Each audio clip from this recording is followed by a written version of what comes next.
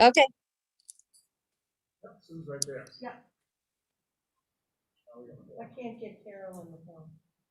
Okay. So do you solemnly swear or affirm that you will be true and faithful to the state of Vermont, and that you will not directly or indirectly do any act or anything injurious to the Constitution or government thereof? I do. I do. I do. So now we have our form. So the first thing to do is call the meeting to order at 5:20 p.m. The first order of business is to elect chair. I move that we will. Yep, Benny Hardy, I second that. Before you vote, I do have one thing to say. I'm gonna recuse myself on all Reese's because I have ex parte communications once in a while with my neighbor and like, just a breeze. I would run the meeting if that's what you want. Okay with me that you run it. Anybody have any? Yeah, because all you gotta do is recuse yourself on the vote. That's right. If they want to be heard, they have to be. Yep. Are we back on? Yep. Okay. So we can use the microphones now. So You want the mics on? Yes. Okay, any more nominations? All those in favor, say aye. Aye. Those opposed, no. All right, Debbie, it's yours. Okay. Is there any additional agendas for administrative matters, pressing matters? All right. Anything else to be brought up here? Okay, and like I said, I'm gonna recuse myself because I have ex parte communications with Paul. Anybody else? No? Okay. So on the, first thing on the agenda is Paul Reese, resurface. Parcel number 22-340028. Paul has written. Reason for abatement, taxes of persons who died, taxes of persons who are unable to pay their tax. Other than reading, has everybody read it? Yeah. Yeah. Okay, so what we usually do is we give the appellant time to state his case, give us some particulars on it. That's the ball. You got the floor. Do I get 3 minutes or whatever? Oh, you get whatever. Okay, I'm Paul Reese, like you said, and I was thrown in a unique situation a couple years ago. I said, I've been taking care of my mom and property for almost 47 years since my dad died at 12. But my mom passed away in 2018, and I inherited another property, which was another bill. I only get $17,184 a year disability. I do not get the homestead property rebate where I get $154 because one property is the second property, and I have 2 kids that still use my address. So I get the full tax bill on all properties, water and sewer, of about $12,600 a year. And when I get $17,184, you don't need to be a rocket scientist. My parents' ancestors came from Poland. My father's side came from the Azores. They settled in Vermont for over 100 years. We built Jackie Reese Development with 30 houses or more up there. And my dad said before he died, someday you're not going to be able to afford to live here. And I'm not asking if you really don't want to forgive penalties and interest for 2018. I really don't care, because what's happening is I'm selling mom's estate to one of my kids dirt cheap, and May 21st, I will do the settlement and pay the town what I owe the town on my house, her house, which I think it's probably about $10,000 I owe you guys. I'm gonna square up and be done with it. I got rid of my middle lot to my son. My daughter will be taking over the other house. My house that I've lived at since 1988, I believe I'll be selling that house too. And the reason I say that is the taxes in this town in 7 years for village taxes and town, water and sewer, I have paid this place $41,889.97.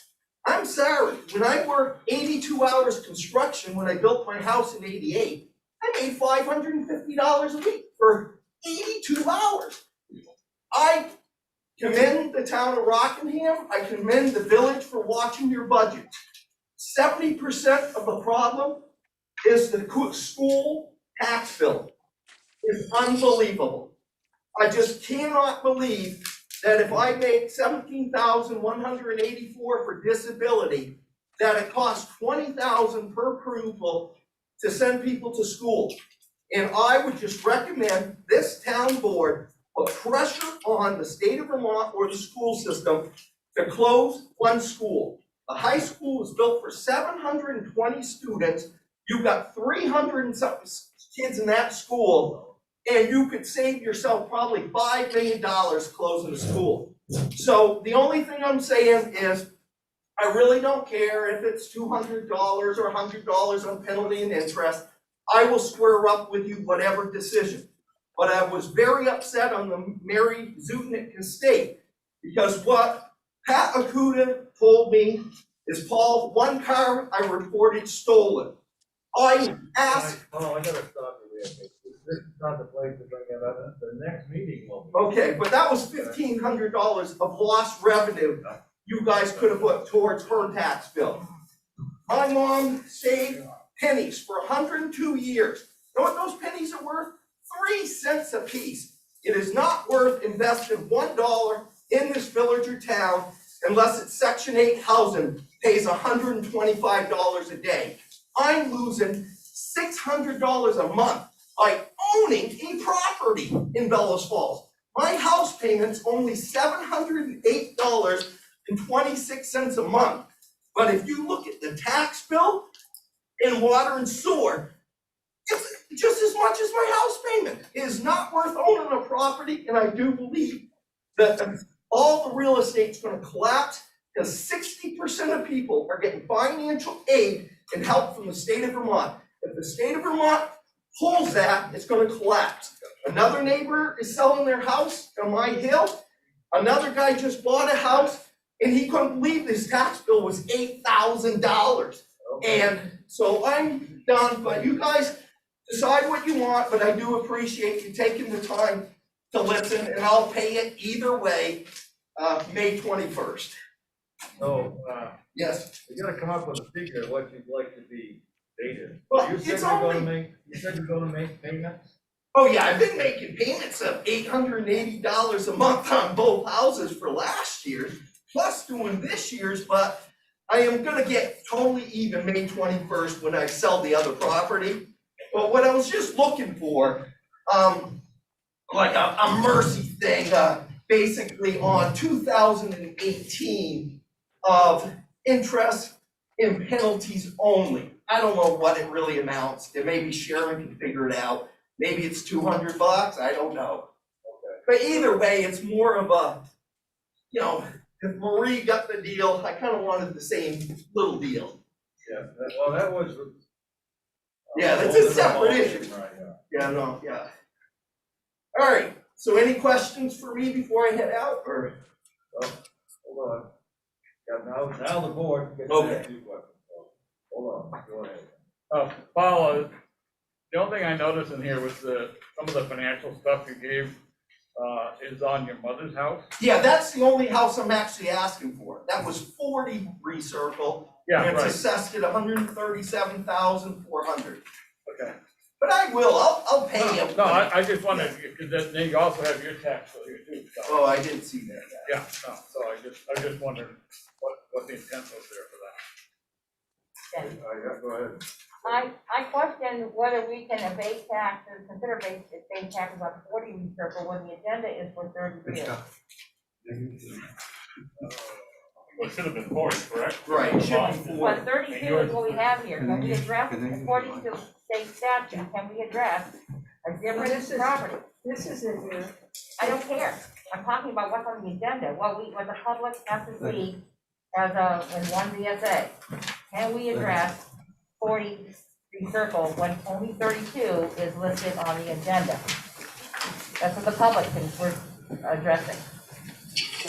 Well, not being a lawyer, and not seeing anybody from the public is interested in 32, I would have to say that we can if we want to. This is confusing because here we have a tax bill for 40 and then the certificate of death for the 40, but then this is on the 32. You got both of them. Or evidently there's the wrong property card there then, whatever. Which I don't think Yeah. we can really address. Paul did put that in. No, that's our area. Right. It's the address was 32, so It's still the agenda. they were only going by the. What the public thinks we're addressing. God, we put one every time. No, but the paperwork I'm does say. I'll make a ruling on that, and you can differ from it. So we're here listening to Paul on 40, and there doesn't seem to be any people from the public here that's questioning 32, so I think we can, unless this board The wants to. parcel ID number is right. For 40, Yeah, before.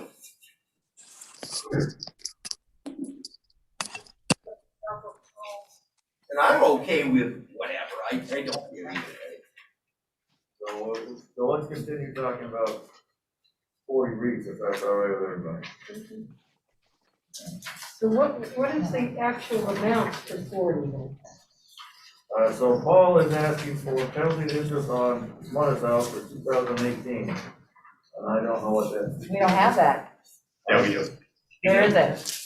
somebody's getting that figure, we can talk about that. It's, It appears that the Rockingham motion would be to abate $151.70, being all interest and penalties accrued on taxes due as of March 30th, 2021. That's the interest and penalty on the 2018 billing. The village would make a motion to abate $13.02, being all interest and accrued on taxes due as of March 30th, 2021. where's that in? Where is that? Oh, we can't find that Where's in the that in paper. here? It is not there. No, It is something the listers put together today for information for this meeting. What was the town working at 151, what, Paul? $151.70, $151.70. So what's, That's what Paul is asking for, so. but why does this have $4,049? I mean, Look that's, at the face. Well, things changed during the meeting, and Paul now is asking for Okay. these figures that we have right here. Right, Paul? Yes. That's the tax bill for 2019-20. That's not asking for that. He's asking for. That's for 218 interest and penalties on 40 Reeds. that's 151, Seven. Amount is 151.70 for the town. 1302 for the village. Yeah. I mean, if you really, really want the money, I will just give it to you May 21st. And it's just, I just felt that if what's good for one person should be good for another. Let's see what the board decides. Point of order, and reading the abatement information of the Secretary of State VLCT, says the actual decision can be done in writing. Are you correct on that assumption? Again, According to what I read. Again, I'm not worried. The actual, I mean, say that again? I think the actual decision is right. the actual decision that we make is in writing, doesn't have to be an open session. Technically, say you go into deliberative session We could, yeah. we could. and That's then true. debate it and decide what you want to do. That's true. And then it's written in, Yeah. excuse the I appellant. make them Yeah, so point of information for anybody that hasn't been here for a while is no. We can deliberate I'm a it. JP, I can follow. In executive session. I got the amount. You guys done down there or what? There was a question about what could be voted on village and town portion based upon someone's position. Well, maybe you should direct it to the guy running. My the fault. meeting.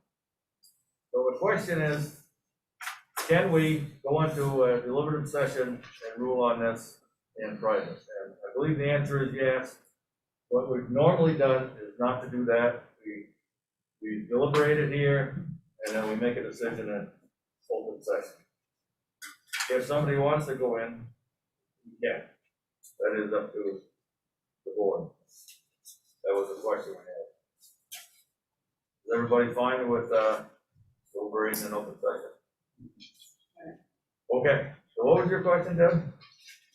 James had a question about whether he can vote on town stuff, and No. on town portion he cannot. No, just go. That's village, right, yeah. So the JPs can vote on everything. The, They can vote on village if they live in the village. Vote on town if you, Town, because you're yeah. town JP. the town, The town JPs can vote on the town Town. one, and the village Town one. JPs can vote on both. right, the people living in the village, JPs vote on the village That's not what you said. and No, the town. We're not village rate JPs, we're Rockingham JPs. yeah, And now JPs can vote on the town. Town Yeah. JPs vote on town. The people living in the village, it's the town JP can vote on the town. Not as a That is JP. correct. Yeah, we it's town can and vote, village. village residents can vote on both. That is correct, but Correct. if you're, If you're JP, that's right. Yeah. that's what I heard. You're Why do good. we always have to go on? Okay. You got all those straightened out? So, what do you wanna do with, Mr. Reese's? Well, Deal. Mr. Chairman, I haven't heard his argument. I'm actually surprised that he's not asking for more. And I hadn't seen that, and I mean, it almost appears from what I've heard and what I've read here that it fits the criteria. But I at the moment don't have an issue with the town portion or the village portion that he's asking for. Abatement.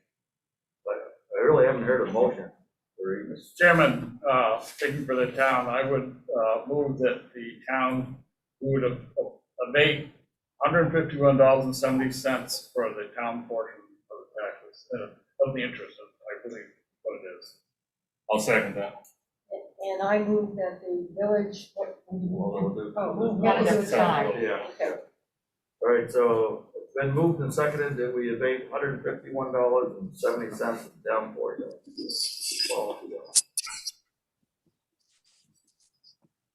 Any discussion on that?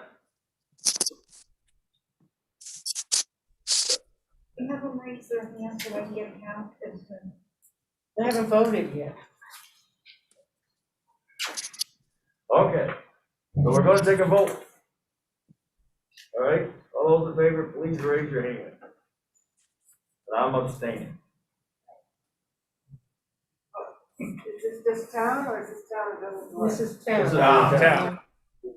You're up, Bonnie. Or not. And you got 2 votes on Zoom. I got them. Okay, Those They opposed, went good? those opposed, Opposed? motion passes. So here's something from, a motion from the village. Where they That's our- yeah. I move that we abate $13.02 from 43 Circle, for the Village of Bellows Falls taxes. I'll second that. All right, the moved and seconded, that we abate $15.02 for the village portion. Any discussion on that motion? Again, please raise your hand. If you're in favor of a village paying $13.02, and again, I'll abstain.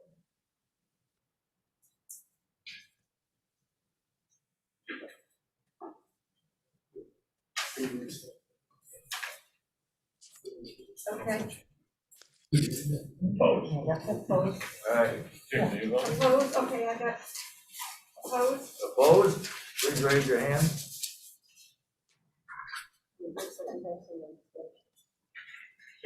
Well, I said I. He's not saying. All right, the motion passes. Looks like Paul, you've been, All right, well, thank you very much, and actually, I will donate that amount back to the town workers for a pizza party or something. It was just, I wanted to make a point that if one person It should be done for another person, and then also to take a good look at the school issues. Okay, thank you. Is there any more you brought up? My only complaint, you have to do a process. This goes on all the time, we don't have the right paperwork, we don't have the right address. The Board of Abatement have all pertinent material in a head schedule in order to make a proper decision, just on process. That's my complaint, is seeing paperwork on what the amount should have been, we've seen that before, the correct address should have been on here. We have issues like this every time we meet, and I just want to say that should not be the way it happens. We only meet it once or twice a year, all the paperwork should be done properly. That's it. That's all the time. I didn't ask anybody on the Zoom meeting, do they wanna chime in? I'm all set, thank you. Thank you. Okay, then hearing nothing, we're gonna adjourn the meeting. Move to adjourn. Second. Wait, there's something. Just a small point,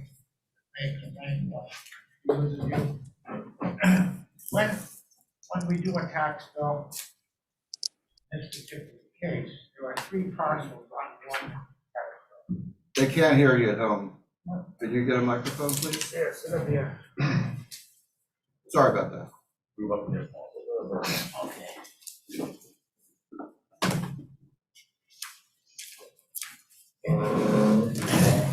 In the case of Mr. Reese, this Thank you. is a relatively complex situation, but when you think you don't have the right tax number, you do.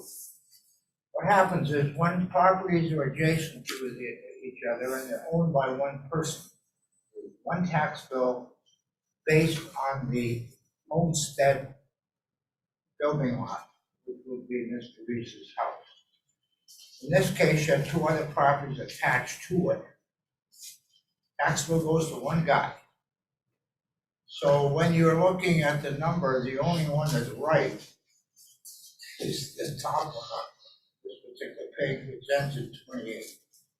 So don't get confused, and the reason for that is once the grand list is lodged, it then stays with, that number stays with all those properties for the entire next year, and we can't change it. Once we turn the grand list over to the select board, we can't touch it.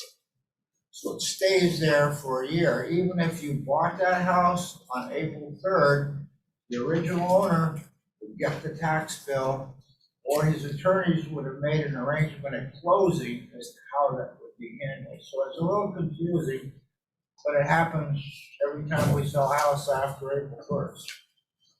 So don't get panic-stricken, because we can sort that out for you, and we did. I think it here, you'll find it here. That's the only thing, it's not a miss anything, it's just the way the state does it. Once we lock the grand list, it's locked for a year.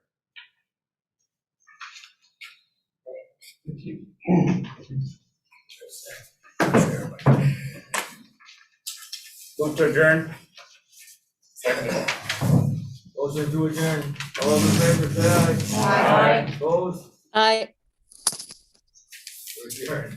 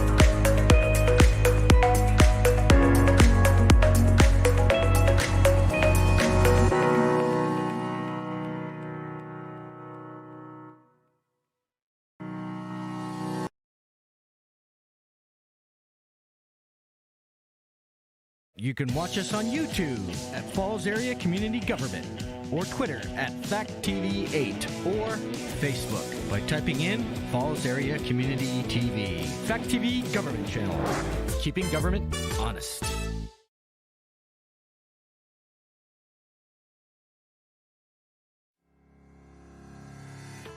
At Fact TV, our mission is to provide equipment, training, and airtime so people are empowered to create local television. In this way, we offer a community platform for free speech. We also value transparency with coverage of municipal meetings. If you're an area resident and want to learn more, check out our website. Free speech, government accountability, Fact TV.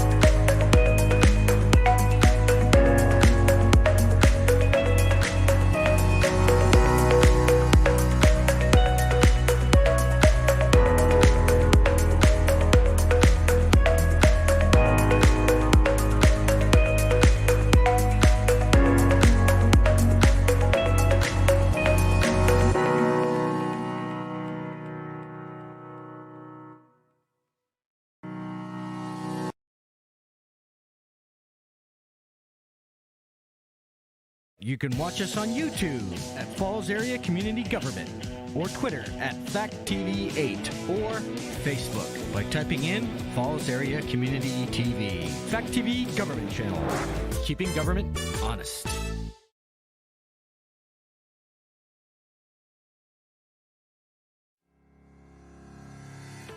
At Fact TV, our mission is to provide equipment, training, and airtime so people are empowered to create local television. In this way, we offer a community platform for free speech. We also value transparency with coverage of municipal meetings. If you're an area resident and want to learn more, check out our website.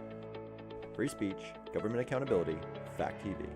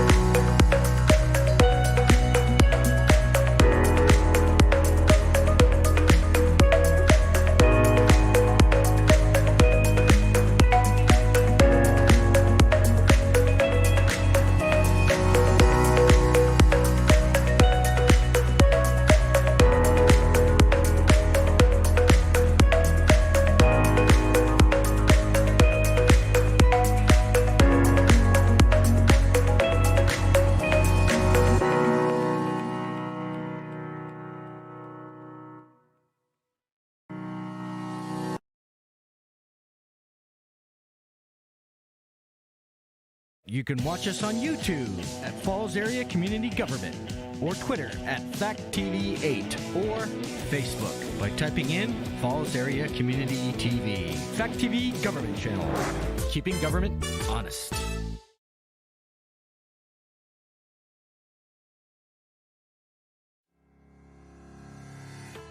At Fact TV, our mission is to provide equipment, training, and airtime so people are empowered to create local television. In this way, we offer a community platform for free speech. We also value transparency with coverage of municipal meetings. If you're an area resident and want to learn more, check out our website. Free speech, government accountability, Fact TV.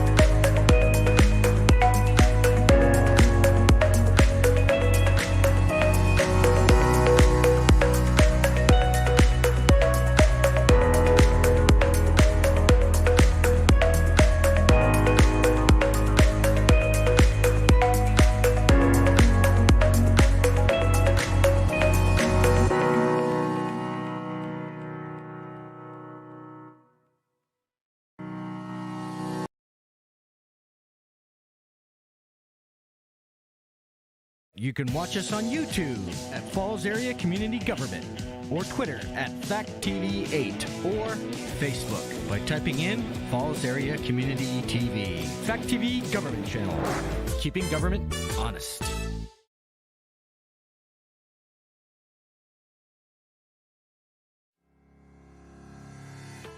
At Fact TV, our mission is to provide equipment, training, and airtime so people are empowered to create local television. In this way, we offer a community platform for free speech. We also value transparency with coverage of municipal meetings. If you're an area resident and want to learn more, check out our website. Free speech, government accountability, Fact TV.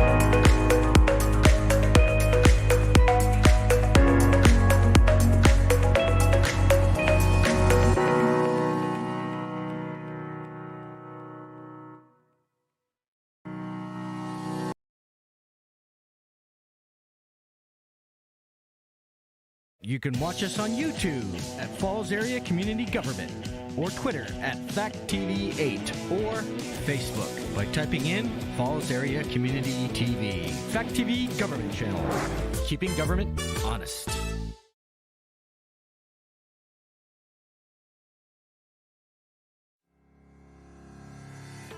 At Fact TV, our mission is to provide equipment, training, and airtime so people are empowered to create local television.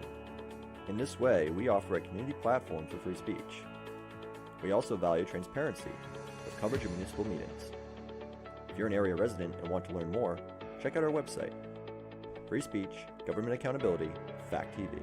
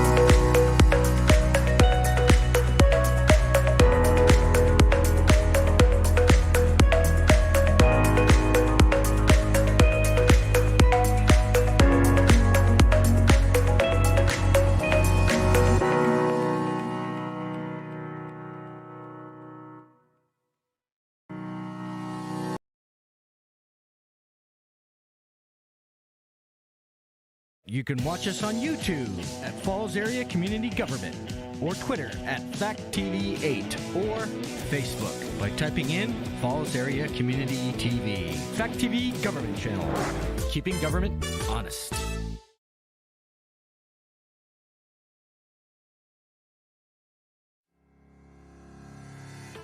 At Fact TV, our mission is to provide equipment, training, and airtime so people are empowered to create local television. In this way, we offer a community platform for free speech. We also value transparency with coverage of municipal meetings. If you're an area resident and want to learn more, check out our website. Free speech, government accountability, Fact TV.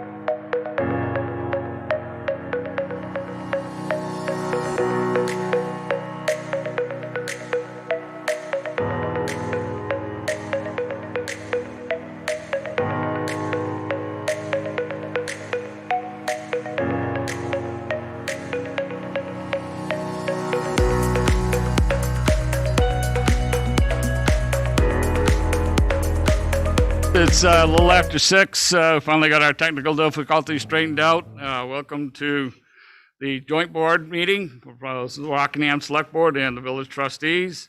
It's Tuesday, March 30th. We're in the lower theater. We also have a Zoom link. It's on the, you should be able to get in through the Zoom. So I will now call the meeting to order. We need to approve the minutes of October 20th and December 29th. If someone would make a motion, please. Motion. Approval. Seconded. Motion been made and seconded to approve the minutes of October 20th and December 29th. Any discussion? Additions, corrections? Hearing none. All those in favor would say aye. Aye. All those opposed? Motion carries. Susan out there? Susan, you out there somewhere? There she is. She's connecting again. Didn't hear her speak though. Sue, can you hear us?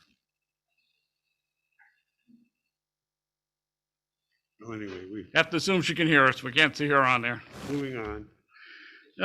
Okay, we have additions to the agenda for routine administrative matter and/or pressing matters that will require ratification at a future meeting. Mr. Pickup?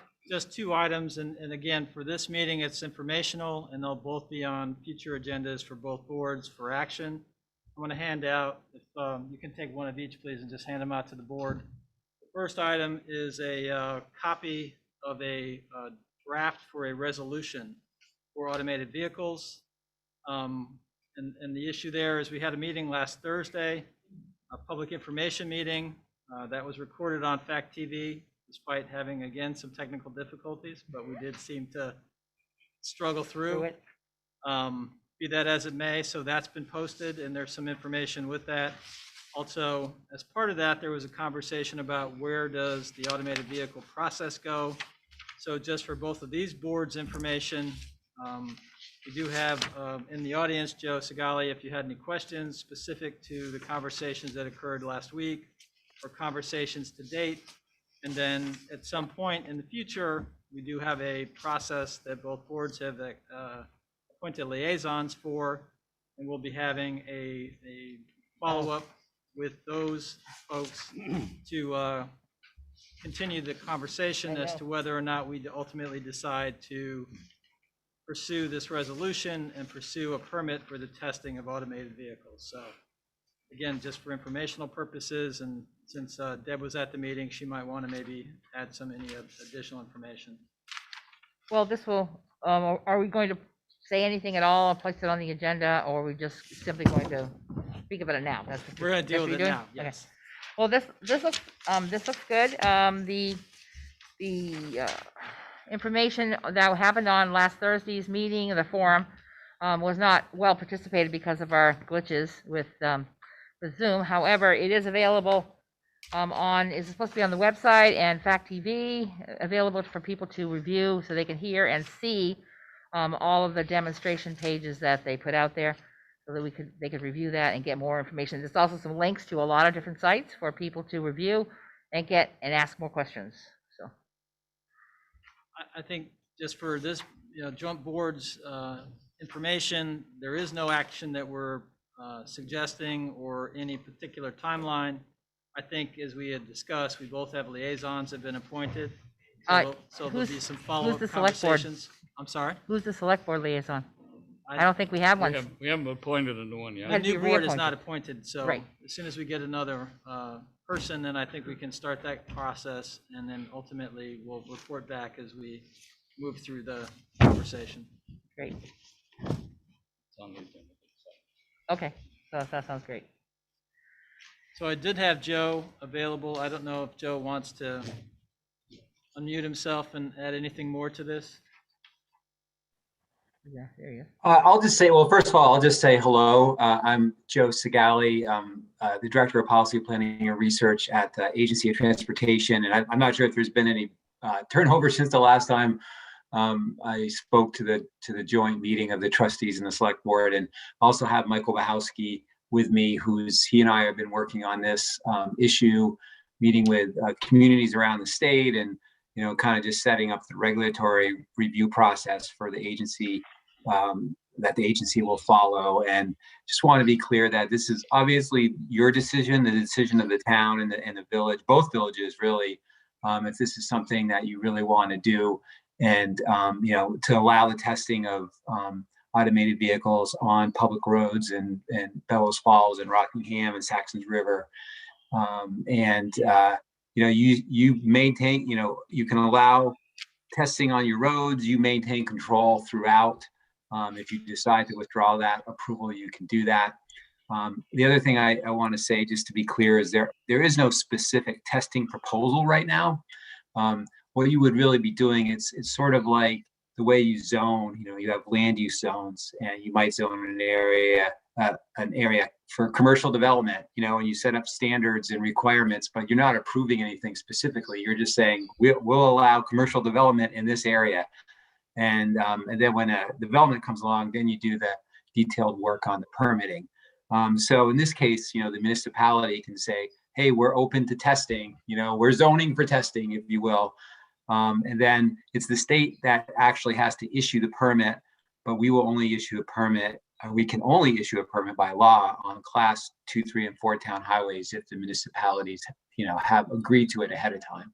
So I wasn't going to go into a big presentation about it all because I've done that a bunch of different times, but just in case there's any new members, I just wanted to kind of let you know, that's the question before you is, are you open to allowing testing on your roads?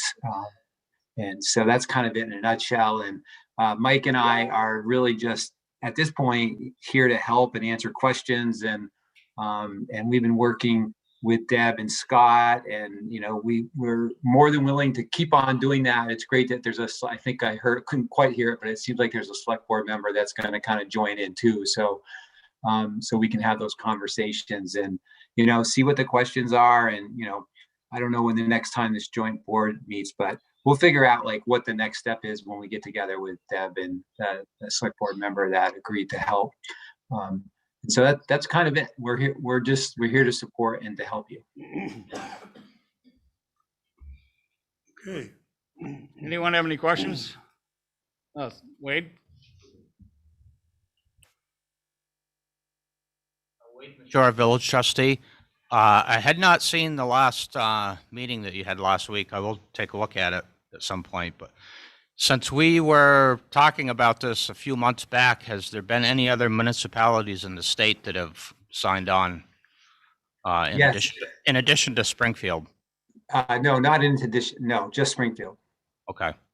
Thank you. You're welcome. Anyone else?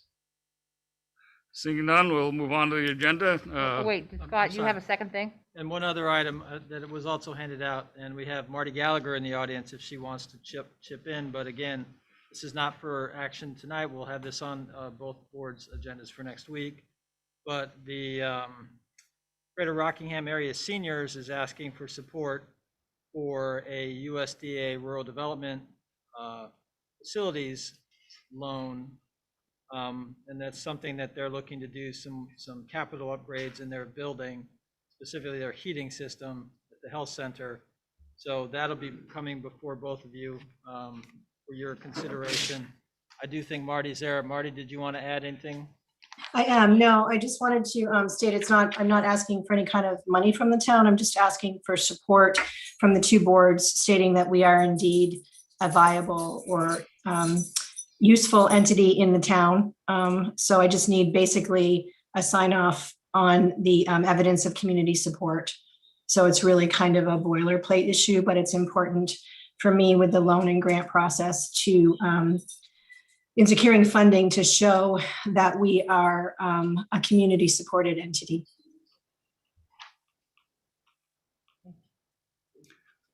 Okay, let's move on to public comments on items not on the agenda. Is 3 minutes a person. Yes, ma'am. Please identify yourself for the minutes.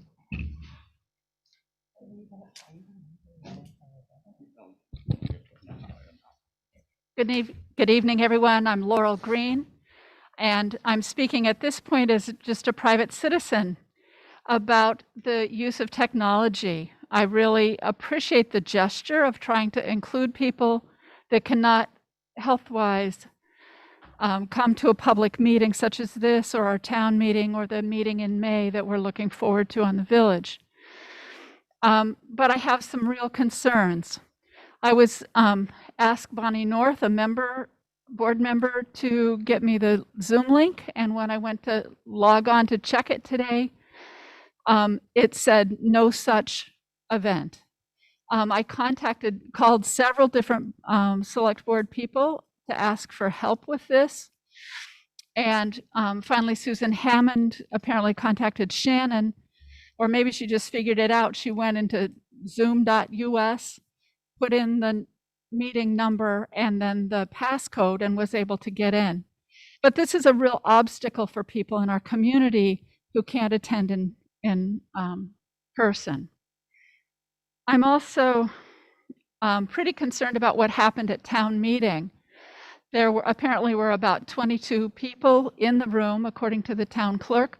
There were over 65 people attending on Zoom, and there was no way to verify that they were town voters or not. They were or were not town voters. And when the votes were called, there was no time given at all to count or collect in any way those Zoom votes. So people who came thinking they would be able to fully participate in town meeting were basically set aside. And that just doesn't seem correct to me. And I'm particularly concerned that attention be paid to this version of trying to do public meetings. It's really important, but we've got to get it better than it was tonight or was at town meeting. And looking particularly forward to the meeting in May. So I just hope you hear that plea for getting whatever technical assistance you need to make it function smoothly, or give it up, one or the other. Thank you.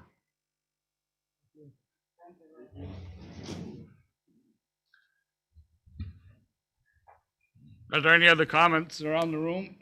Looking around, I don't see any in the Zoom audience who would like to. Please, if you can, raise your little icon on your hand on your screen so we can identify. If you have any comments. Seeing none, we'll continue on.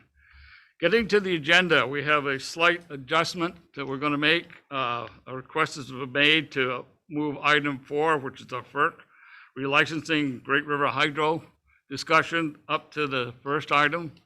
And the marijuana article, the conversation will be moved down to replace number 4. So who's leading the discussion for the FERC licensing? I think someone's going to be on Zoom. So we'll go ahead and get started with that. So in your packet, we did include a copy of our most recent agreement that is expiring. And one of the things that we're going to be working with the listers on is updating that agreement so that we can cover the next 5-year period. This is a settlement agreement with the owners of the property. It does take some time and energy and some outside consultants in order to assist in this type of evaluation, since these are unique properties, and we do have some folks already identified who are going to help us with that. I think there's a couple items that I think are just more for the board's consideration, and just so that you're aware.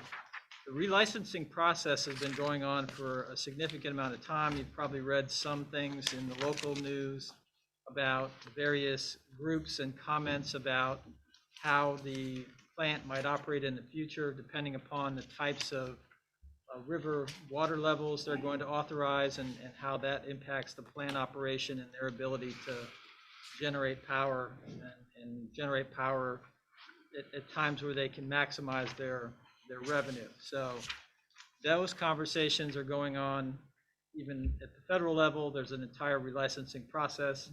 It impacts us as well. As part of that discussion, there's also capital improvements that are being contemplated for some aspects of the dam that impact us, like the fish ladder, like the areas along the canal.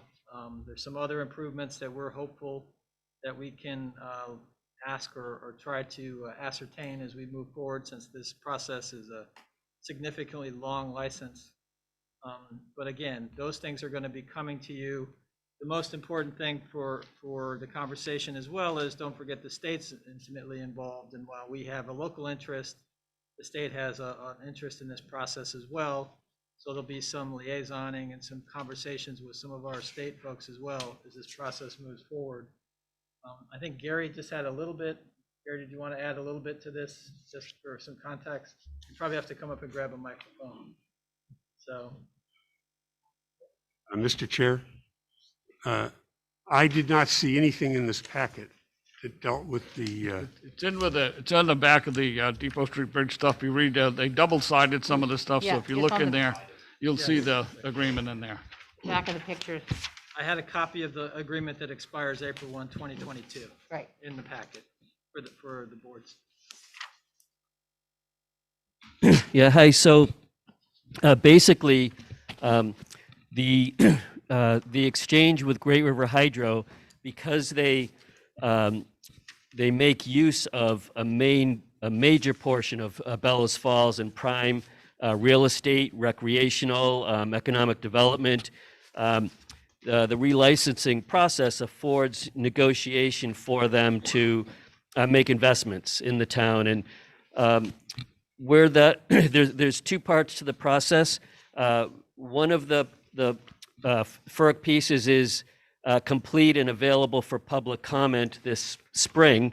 And there's another part that comes up that allows for inputs to recreation and aesthetics, where it's the water quality division. I think it's called a Section 401. And so there's a couple of places for where we have leverage to have Great River Hydro participate in our capital improvements.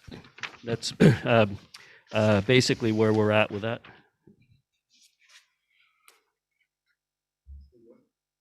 So we're not asking for any specific action. At this point, we just wanted to make you aware that there's a couple of items that impact us as we go forward.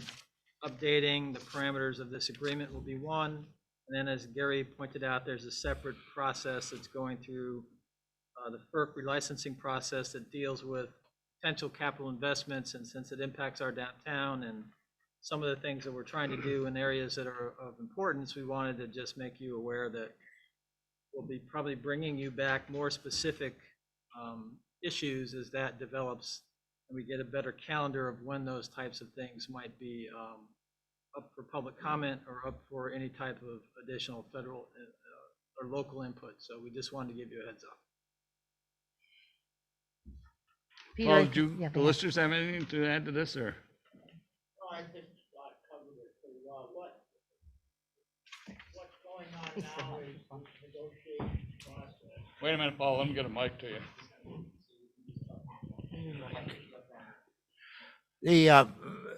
What's going on with us at this moment is we can't set a value on it until we know how the licensing agreement allows them to use the river. It's currently what they call a pond system, where they build up ahead and let it down. One of the proposals is what's called run of the river, where they don't raise and lower the water. That would influence their income. In turn, it influences their value. And until that is decided, we're somewhat stuck as to move forward with new values. But we'll keep you posted. We are working on it. We have other people that are helping us. And we've run some models that says, well, if this happens, this happens, this happens, this happens. But so we have 7 models and no answer. But it isn't that bad.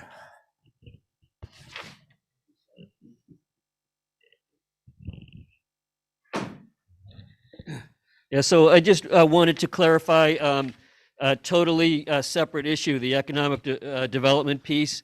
The piece that the listers are referring to impacts the revenues of Great River Hydro and changes their value. The types of things we're talking about is because they are not willing to have the expense of lowering the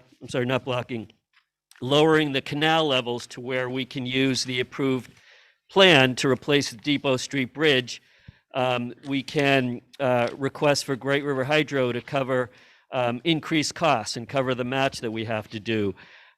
Because the canal walls are crumbling and there's safety issues where the chain link fence is, we can ask Great River Hydro to repair the canal wall so the aesthetics don't look like, blighted, crumbling area, so that they're not dangerous and we have that nice looking wrought iron type fence as opposed to chain link fence. Because of the loss of recreation we have for using the river, they maintain things like the fish ladder and Herrick's Cove Wildlife Refuge. So there's more investments they could make to help with our economic development, the VORAC, the trails, the riverfront, that doesn't impact their ability to make revenues and shouldn't impact their taxable value, but is a fair exchange for the economic value we lose by them tying up that asset. So clarification, thanks.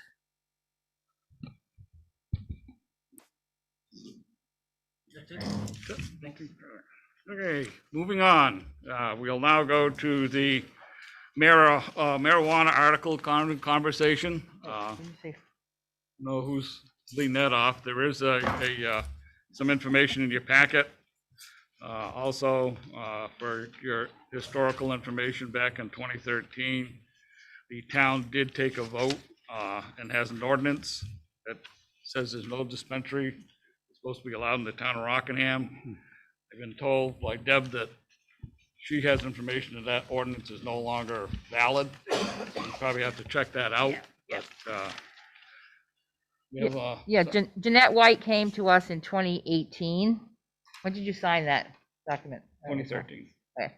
And said that any agreements made or resolutions by towns would not be valid in light of new legislation.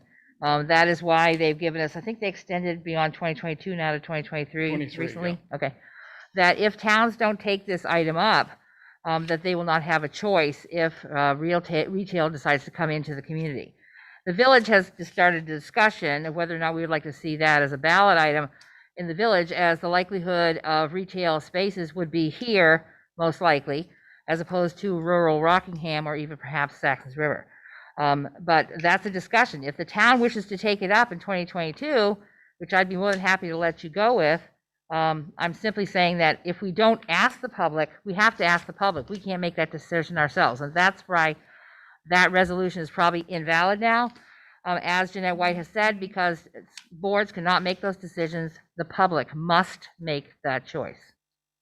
So what does the select board want to do about that? If you take it up in March of next year, we're covered. Asking the public if they want to do it or not.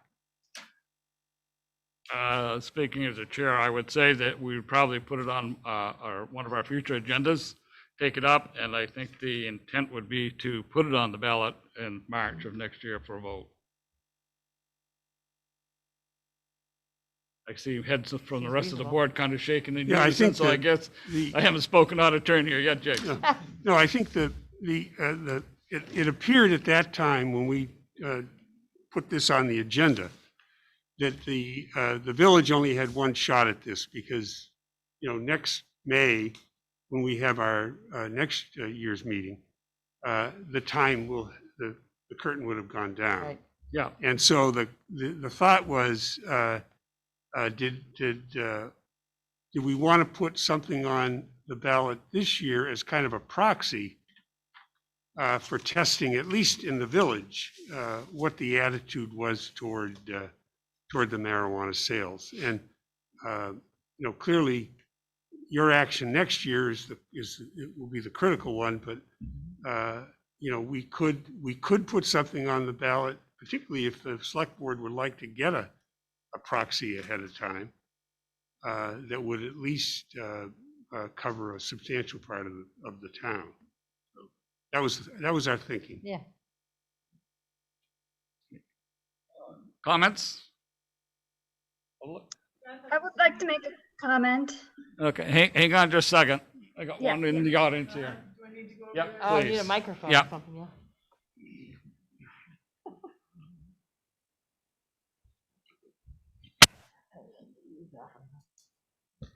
So my name is Deb Fox. I live here in town. I actually work remotely for a company in the Finger Lakes region of New York. But I'm also a tour guide, and a few years ago started the Vermont 420 tours, which were based here in the village of Bellows Falls, completely compliant with Vermont state laws and local laws at the time. But I guess what I want to say today is that I really think that we need to be keep the conversation open and alive in bringing this type of retail business here in Rockingham and the village. I've known from when I've started the Vermont 420 tours that I'm attracting a lot of people from Massachusetts and Connecticut. I can tell you that my conversation today with the Pharmacy 253 down in Massachusetts, I called them up and asked how many people they actually get from Vermont down in their dispensary, and they would say probably a third. And so I think we're missing a revenue opportunity here as we talk about taxes going up. We know this is a thing of the future. We already have neighboring states that are legalizing marijuana, and I really think we need to look at this realistically. And again, we need to be smart. We need to educate about it, because I know we do have young folks, and they need to know about the effects of marijuana as well as alcohol and the other drugs that are out on the market. But being in the tourism industry, I would encourage us to really think about this as a viable tax revenue stream for us here in Bellows Falls and Rockingham.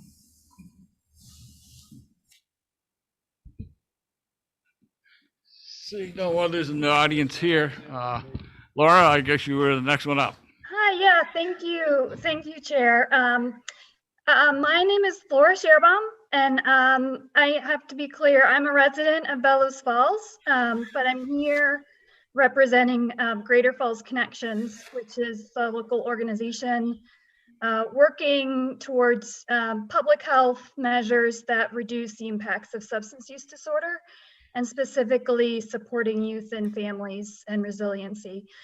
So I wanted to actually quickly clarify that the pending legislation about the deadline for towns to opt in or out is pending in the Senate.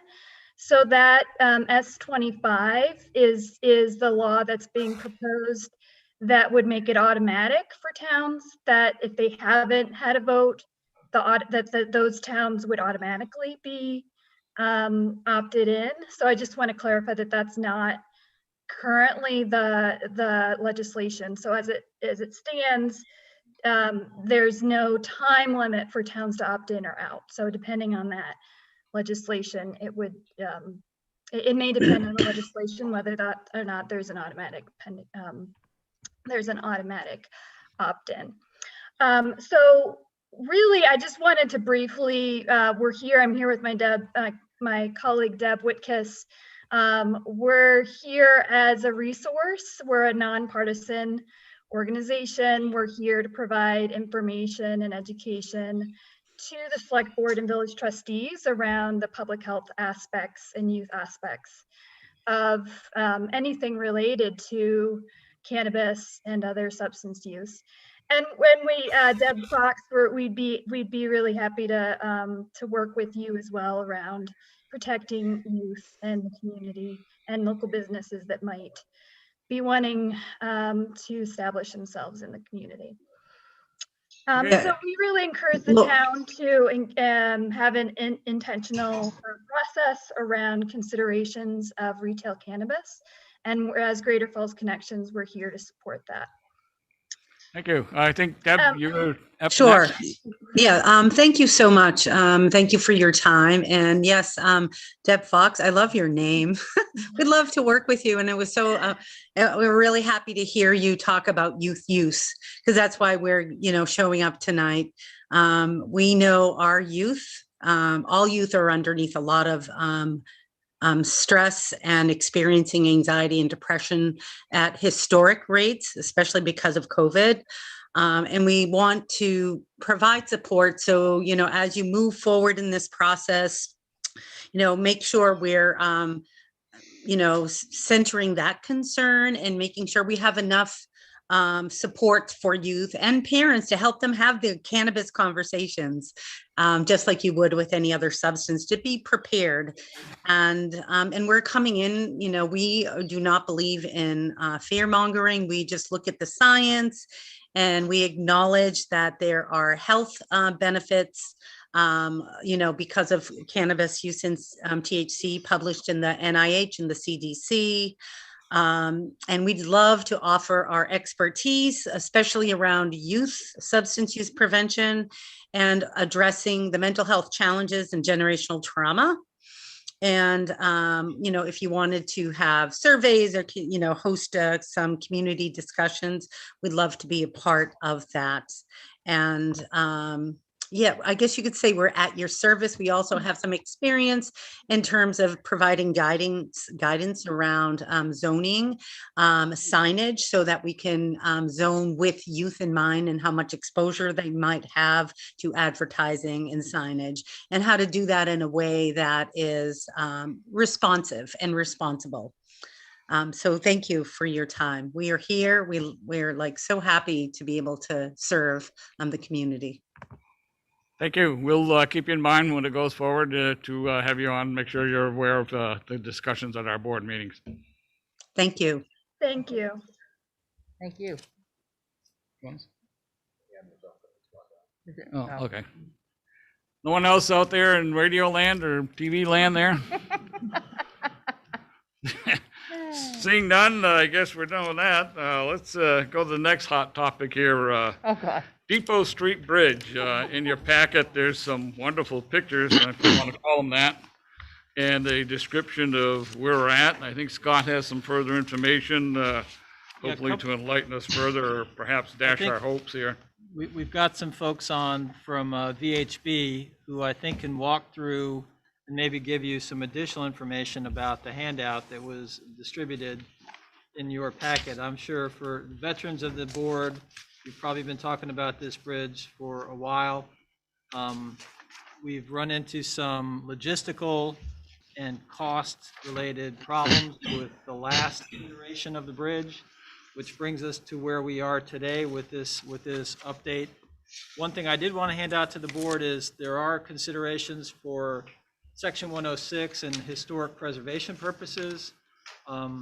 Walter and our historic preservation folks also want to just sort of give you a little bit of their background on where they're at, so I will do that as a separate part of this same conversation.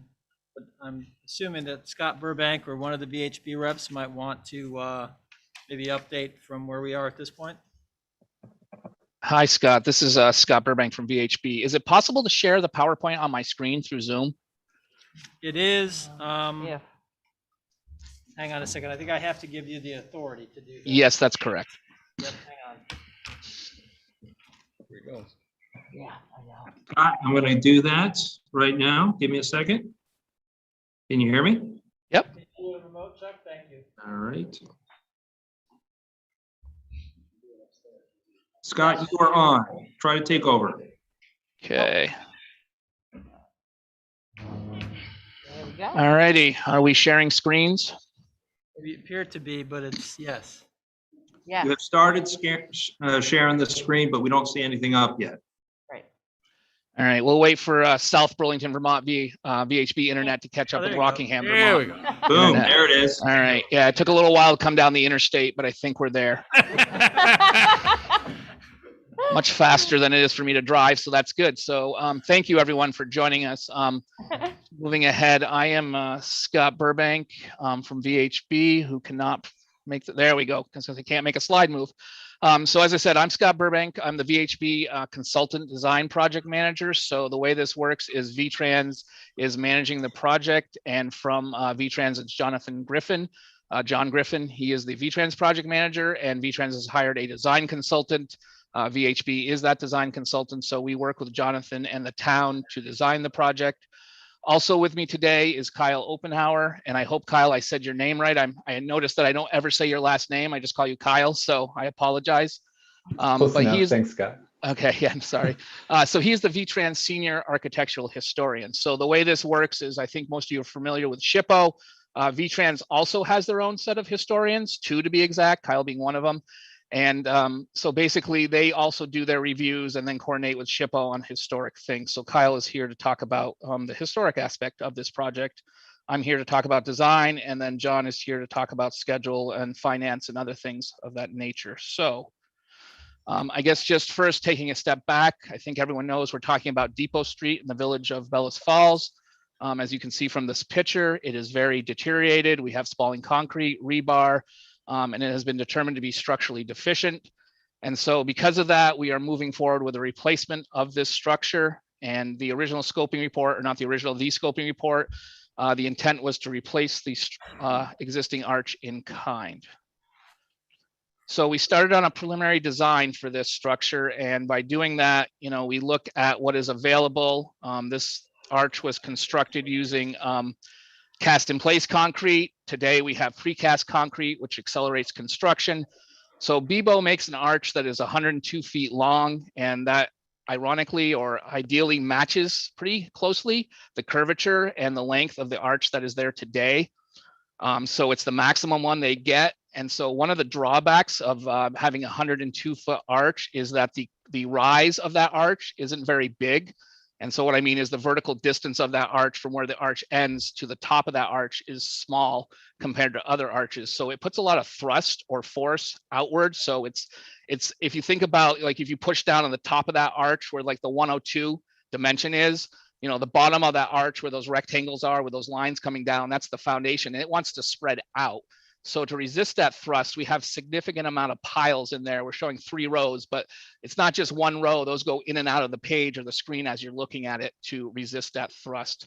The other thing to note is that the water level. So I know it was brought up actually with the FERC permit about the water level, but in our discussions with Great River Hydro, the FERC permit limits them in terms of their water level. So right now, and I got to look here, it's 291.6 is the maximum they can be at, and then 288.6 is the minimum, so a 3-foot difference.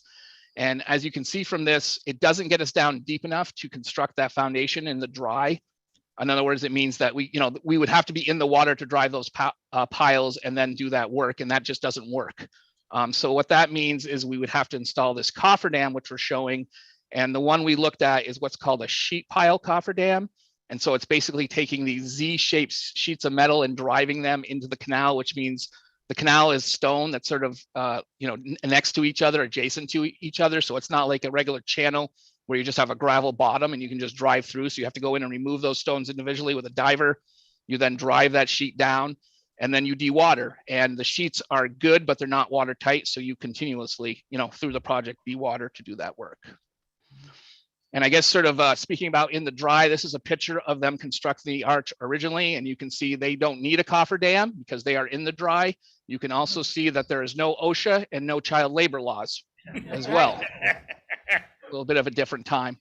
And the reason we know it's cast in place is you can sort of see the rebar sticking up. So we knew they were making concrete and constructing it. So for those of you who like old bridges, it's a very interesting photo. And this next photo here is sort of the arch constructed. And again, you can see where the water level is. You can see the foundation of the arch. And for those of you that obviously, you show that picture, none of that is visible today. So not only has the canal changed, but the water level has obviously increased as well. So I guess just looking at constructability on the right-hand side, we sort of have a timeline here, which sort of talks about each of the steps to do the construction. And as I said before, in the dry is our favorite terminology. So, the original one was done in the dry, and we would want to do this one in the dry. And because they can only flex that water level 3 feet plus or minus, we do need to install those cofferdams. So cofferdams, dewatering, and then we have to excavate down. We then demolition the existing arch. Then we drive piles. As part of the construction, the 8 weeks is driving piles. We would pour a foundation or use precast. We then have to erect that precast concrete arch. And then at that point, we could remove the existing sheet piling, except the problem is that where the arch is, we would have to cut that off and potentially leave that in place. So in talking with Great River Hydro, they've been great. We've been communicating with them a lot. The loss of revenue if they have to shut down the canal, which they would do if we put in the cofferdams and we're anywhere near that canal. Once you go over that chain link fence, or I guess not chain link, sorry, that fence, you're in the canal and they have to shut it down for safety reasons. So they're, forecasting between 200,000 and 600,000 a month in lost revenue. And if you take that 8-month schedule, what that translates to is approximately 1.6 million to 4.8 million additional costs beyond the construction cost. The other thing that we didn't know, which we learned about, is called a scarcity event. And what this is that if ISO New England, which I am not an expert in power, I wish I was, I would probably be a wealthier engineer, but ISO New England calls them and says, we have a brownout wherever, we need to make power. If that facility can't come online, they get fined $120,000 an hour until the scarcity event ends or they're able to produce power. So, you're thinking about 8 months period. Obviously, we have no idea when scarcity events are going to occur, but there is a risk of 120K per hour out there if we're impacting this canal. And then I guess looking then at construction, like I said before, we have to construct that cofferdam. So that's 2.1 million. And the issue with the cofferdam is, unlike a river where you can just drive into the gravel bottom, we're going to damage the canal. We're going to go up and pull up stones, which presumably haven't been touched in many years. And the other issue is that when we construct those cofferdams, we're going to narrow down that flow. So right now, the way you think about it is that water has a volume going down through there, right? And that volume, we're going to neck that down. And when you neck down the volume, right, area gets smaller, water moves faster. And when the water moves faster, there's the potential for erosion. We don't know what that's going to do to the sides of the canal, if there's going to be an issue. So there's other risk concerns going on. And then, as I mentioned previously, the sheeting would have to be left in place because the arch is going over the top of the sheeting and you can't pull it back out. The other thing to know is VTrans obviously has the power to go to condemnation. And so what this is it means if they need right of way to construct a project and the property owner is unwilling, they can go forward with the condemnation. The issue here is that it would be hard to defend the necessity because we do have an alternative, which is the steel truss arch, which we're going to talk about in a minute. And so we don't think we would win if we went through with condemnation. Excuse me here while I take a little drink. So I guess in terms of the alternatives we came up with based on all that research we did in coordination and just looking at how we could reduce that cost and that time frame. So we did a little research and found out that there used to be a truss arch there, and Kyle will talk more about that after I'm done. And so we thought a steel truss would be an appropriate replacement for the concrete arch. And so by doing that, what happens is construction is still that 8-month duration, but we only need to impact the canal for 1 month. And that's essentially that demolition period. And so the idea is that we would go in, we would demolish the existing concrete arch. They would shut down the canal for 1 month. We would then, once the arch is removed, all the other work we do outside the limits of the canal water line. So we don't impact that water line, thus the canal can function.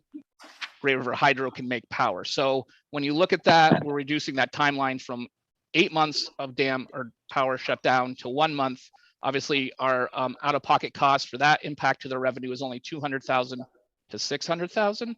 And then obviously the scarcity event, 120K per hour, very much alive, very much there, but it's only a 1 month, 30 to 31 day period as opposed to 8 months, which I'm sorry, I didn't do the math on 8 months in days, but obviously longer. And then in terms of cooperation with the power owner, with Great River Hydro, there's no cofferdam, no sheeting required, so we're not really impacting their canal, and we're avoiding the impacts to the canal walls and the bottom of the canal. So when you look at this alternative, we end up with a cost savings of about 1.4 million to 4.2 million, and that's simply taking the previous number and just removing the 200K and 600K. And the other thing that goes away is the 2.1 million for installation of the cofferdam system. That is no longer needed, so that's a cost that we do not have to bear for the project. So I guess just quickly looking at alternatives, we did this rendering. It's not perfect, but just to give you a sense of what's available. So this is, if we did do a truss, we would probably go with a prefab truss. These are made by Contech. And so the two options we thought would be most appropriate is this Keystone Truss, which has more of a curved top chord, with the top chord being the member right along here, and then the bottom chord being the straight member. So this is very curved. We showed it as green. This is the VTrans has a federal chip color for their green. Doesn't have to be green, can be red, can be blue, whatever the town thinks is appropriate. But we're showing it as green. It could be galvanized if you're into that too. So whatever you would approve. And then in terms of the other option, this is called the Colonial Truss. And the basically the difference between this is this member is, it's straight from here to here, from here to here, from here to here. So it has that curved look, but it is truly not a curve. It's a bunch of shorter tangents that are installed to sort of make it look curved. And so with that, I guess I'll turn it over to Kyle. Great, thanks a lot, Scott. Yeah, I'm not going to spend too much time talking about sort of how we got here. Scott covered it really well. But really what I just want to touch on was, at the beginning, when we first started talking about alternatives and this project, we really thought that a precast arch would work great at this location. The geometry worked. It really replaced in kind what's there.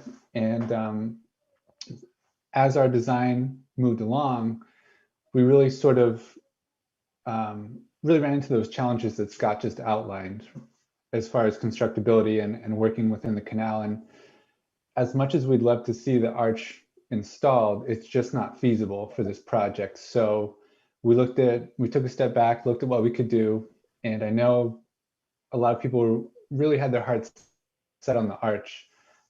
But looking back in time, we thought maybe a truss, if we couldn't get an arch, maybe a truss could work instead.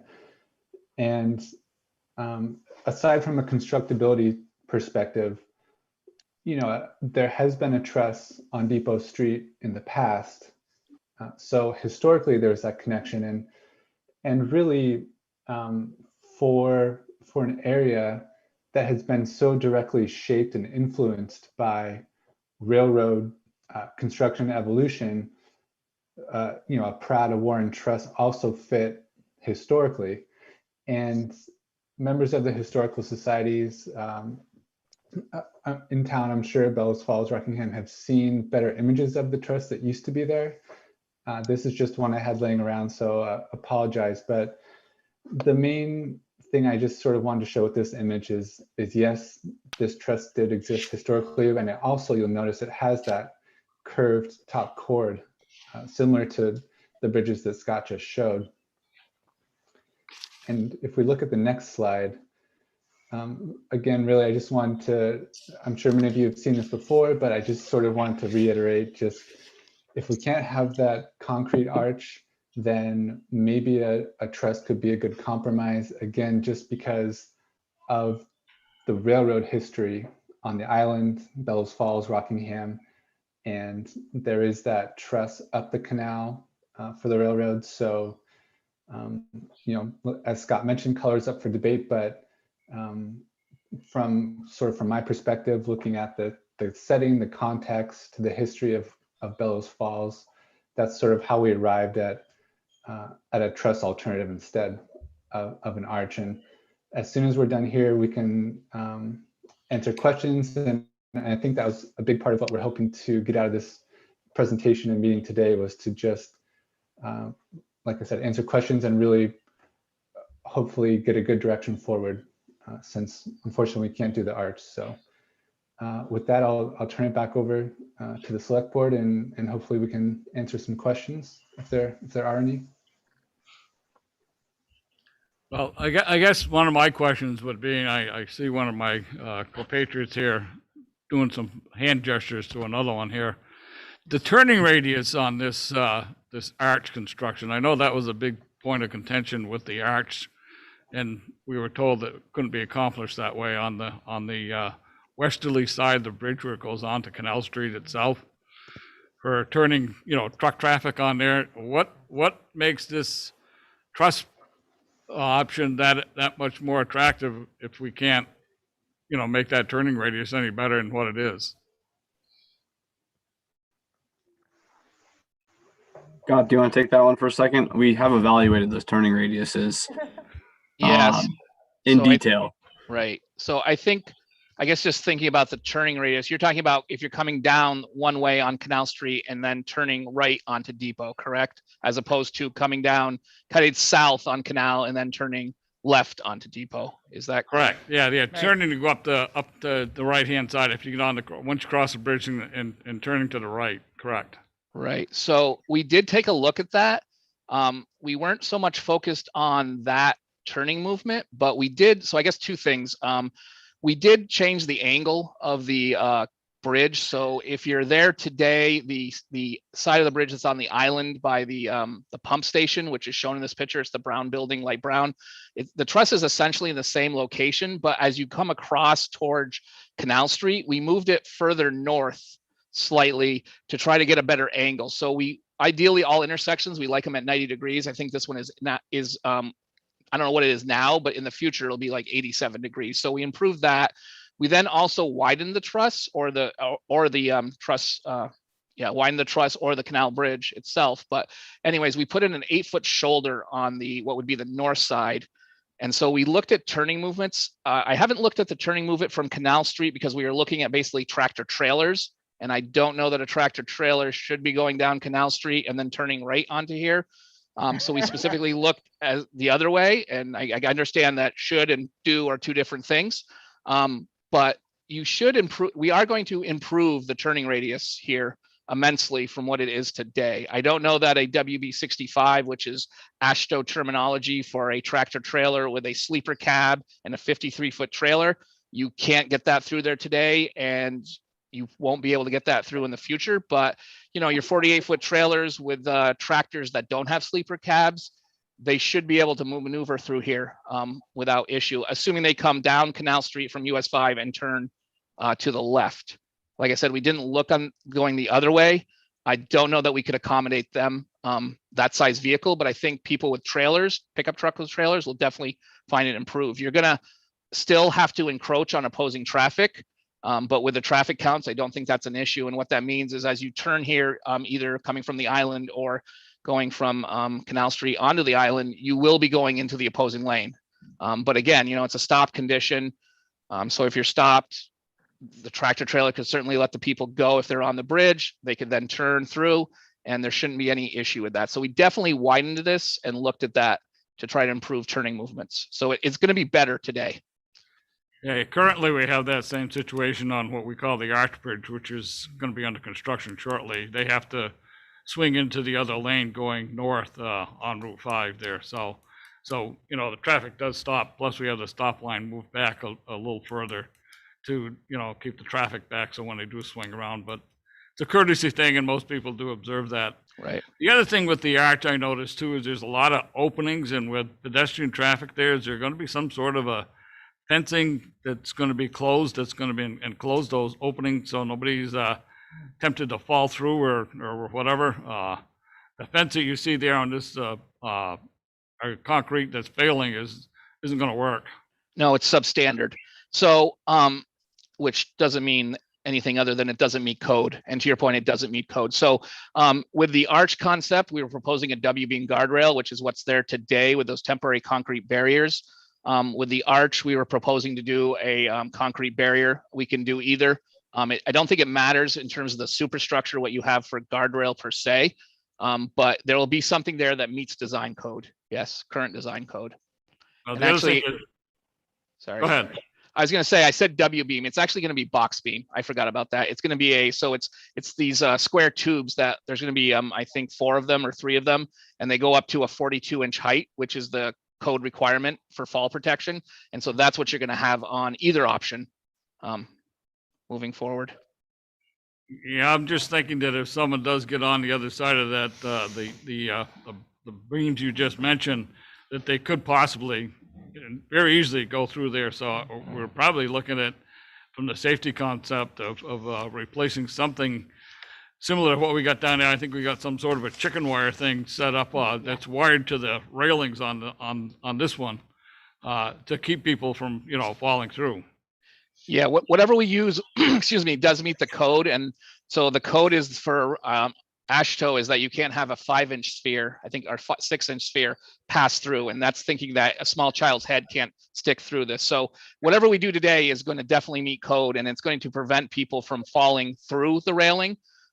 If someone chooses to climb on said railing and then climb over it, that's a different story. But we, you know, no matter what we do, that's not going to prevent people from doing that.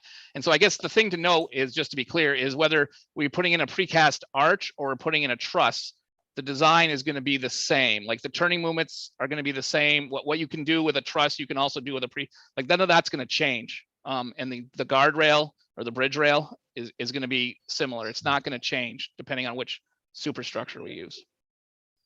Mr. Chairman, I have a question. Yeah, okay, we'll start with the rest of the board members, see if they have them. Stefan? I'm going to go a bit out there, because there's been a lot of discussion recently on the Vilas Bridge, and whether or not that would ever come to fruition is very speculative. But there's talk about industrial and commercial development on the island, and having served on both boards at one point, and there's been discussion of the amount of truck traffic and the amount of vehicular traffic just in general coming through the square, specifically from the area of the post office. And then we have a problem with the post office bridge, where basically I don't think if you've got a vehicle that's 26,000 pounds or more, you really shouldn't be going over that bridge. And the town will have to deal with that at some point here in the near future. But I just want to toss it out there for thought. What happens if we throttle back a little bit and go back and look at that consideration of the bridge onto the island behind the Chinese restaurant, and still do the Canal Street Bridge? I think you had it as a walking bridge only, because we're still going to have a problem with the bridge by the post office. And that's going to be up on the agenda, and somebody's going to have to pay for that too. So what are the options? Are there any to go back and reconsider the bridge that we talked about, just with an eyesight there, the new arch bridge right behind the Chinese restaurant down onto the island? And at the time that discussion was going on, while I was on the board, the state was favorable of keeping the Canal Street Bridge and redoing that as a walking bridge only. Is that still a viable option for the select board of the town to consider? I would say that I think that is a viable option. I mean, this is a town-owned structure. This is a town bridge, not a state-owned bridge. So it's really your decision what you do with it, if you want to replace it or if you don't want to replace it. So I think that, those types of decisions and discussions are definitely viable. And I'm not sure, I don't think I was involved at the earlier stage when you were talking about that alternative, but I guess, are you suggesting that the scoping report, the correspondences with the state of the original at the beginning discussed basically abandoning the Canal Street Bridge and improving the one down by the post office so that you just had one robust crossing onto the island? No, that's not what I'm saying. Is there's been talk and there's some motion to move forward with increased commercial and industrial development on the island. Now there's talk about the Vilas Bridge, and we all know there's a problem with the bridge at the post office. Basically, even a town truck, a 6-wheeler, without a plow and a load of sand, shouldn't be going across it from a weight perspective, in my opinion, and to my understanding. But what I'm saying is, if you open that Vilas Bridge, if that ever came to be, you're going to have increased traffic there. You're going to have truck traffic of some type. I'm not sure if the bridge would be regulated or to handle, like a semi or anything above 26,000 pounds. So my thoughts would be, if you still maintain the Canal Street Bridge also as a walking bridge, and did that alternative bridge, i.e. behind the Chinese restaurant that we talked about earlier in the year, last year, that if the Vilas Bridge ever did open up, some of that traffic would not be going directly through the square, because we had complaints about a lot of truck traffic and vehicular traffic through the square. I'm just trying to keep options open, and I think, in my opinion, I'd be reconsidering the alternative again, but also with the hopes that there was talk that they would do the Canal Street Bridge as a walking bridge only. Well, I think that when the bridge, they were calling that the off alignment, wasn't that the Right? That was the Or way alternative, yep. V-Trans described it. And at the time, I think it was 2 years ago, wasn't it? Might have been. It was a 3-2 vote on this, on the existing select board, to not accept that off alignment. My question, talk about these increased costs because the power would have to shut down, it sounds like, for at least 1 month anyway, even if you do this steel thing.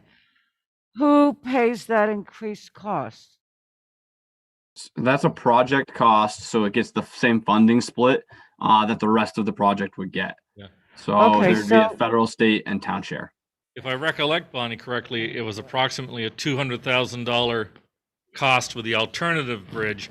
Then we were questionable even on the bridge at Canal Street, aside from the fact of water and sewer utilities there, lines going across that bridge, there was contamination questions as to whether or not the town would have to bite a bill on that if there was discovered.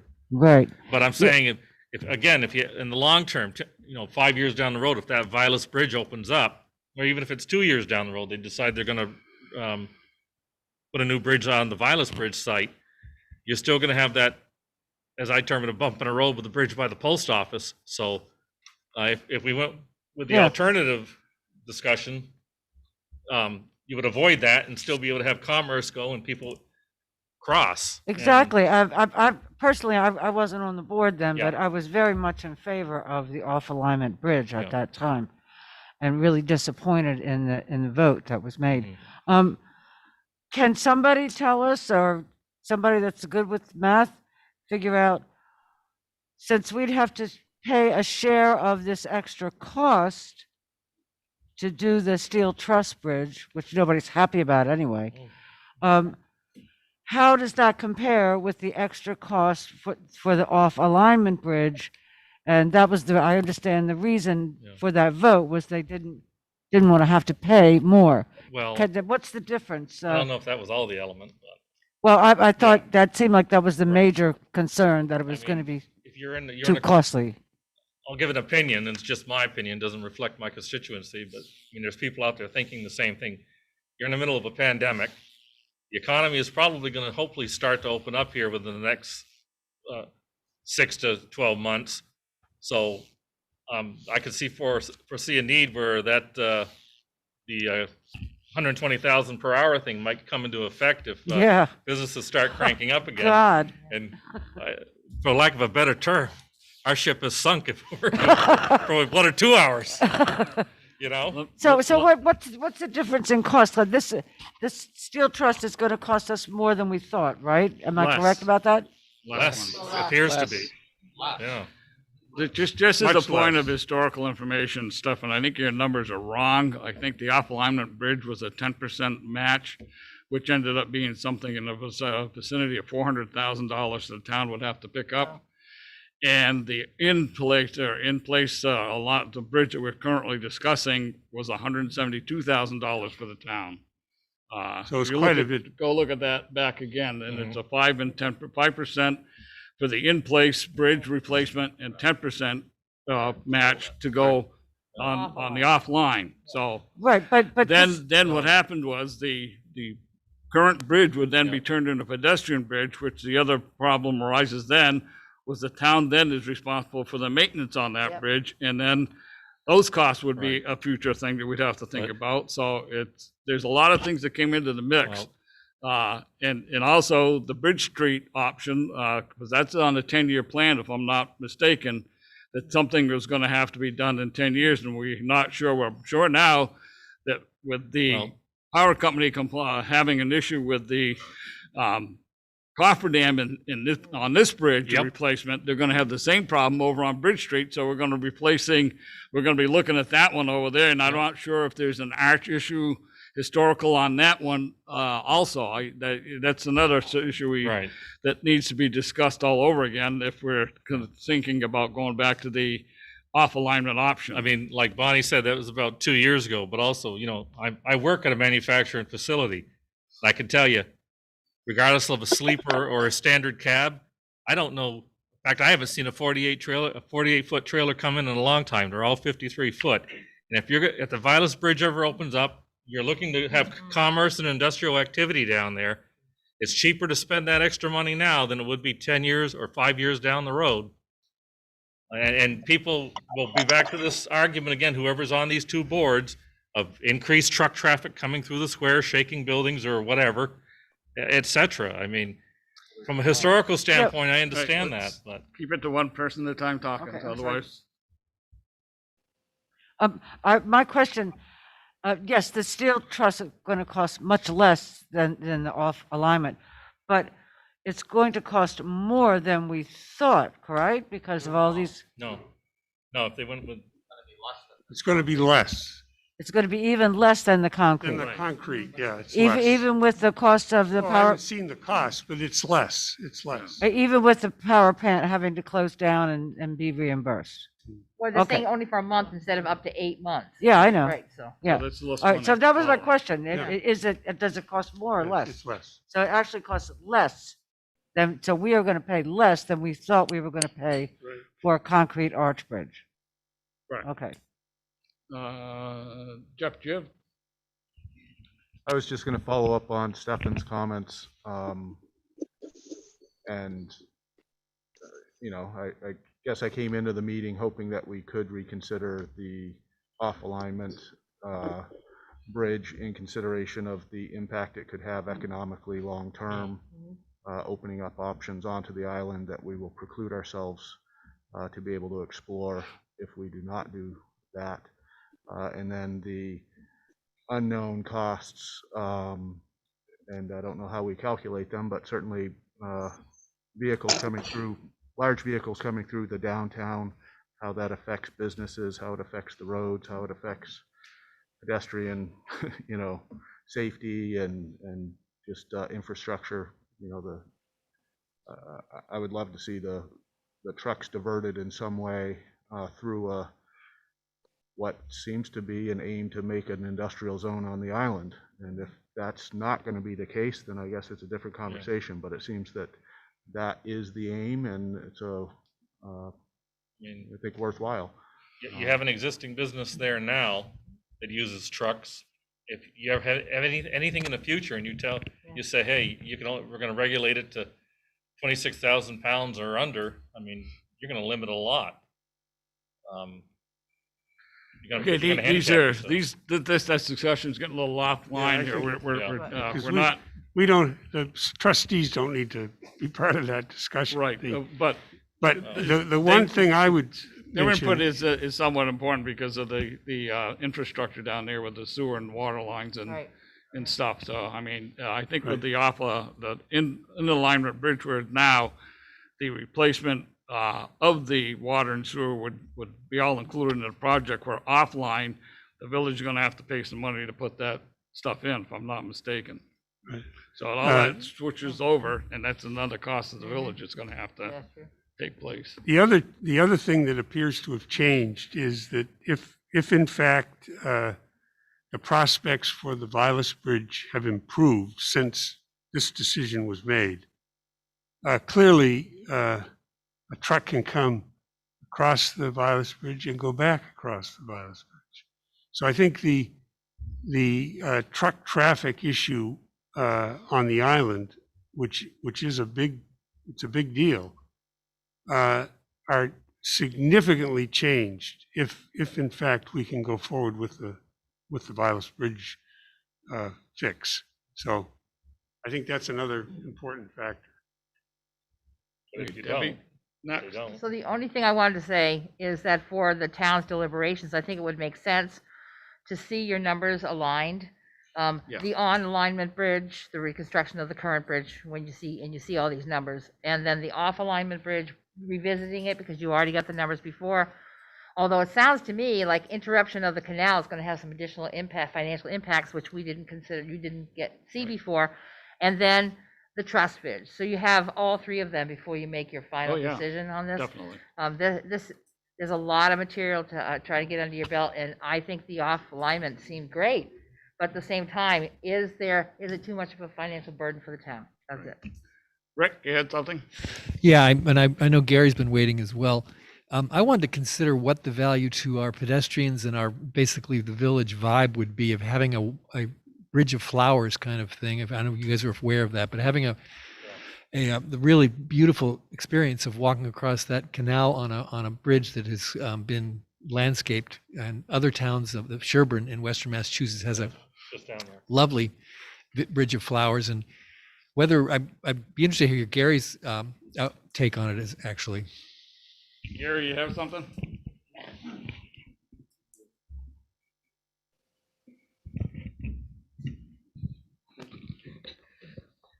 Yeah. There's some moving parts here that we're not accounting for, and Deb referred to them. So the numbers that were compared, the arch bridge that we were originally looking at didn't have the cost that they're talking about with this truss bridge, and so it is really important to get new numbers on the truss bridge and compared with the off alignment. And specifically, without the demolition of the arch bridge, that's a month of potential $120,000 an hour scarcity fee fines, plus the impact on the canal during that month. Even though it's much less than the new cost, understanding the canal piece for that bridge, those aren't the numbers that we compared with the off alignment. And the off alignment bridge shouldn't impact the canal at all. That construction. The other piece about that, Peter mentioned it. We own the Depot Street Bridge, so there is some cost there. We're liable for that maintenance. There were projections that without having car traffic on it, trucks, the Greyhound buses that go over it, the salt and maintaining it for vehicles, probably increase the lifespan by about 40 years, I think was the projection. And as for Great River Hydro not having to bear that risk on the R Street Bridge, they're also the funds that they contribute to the area.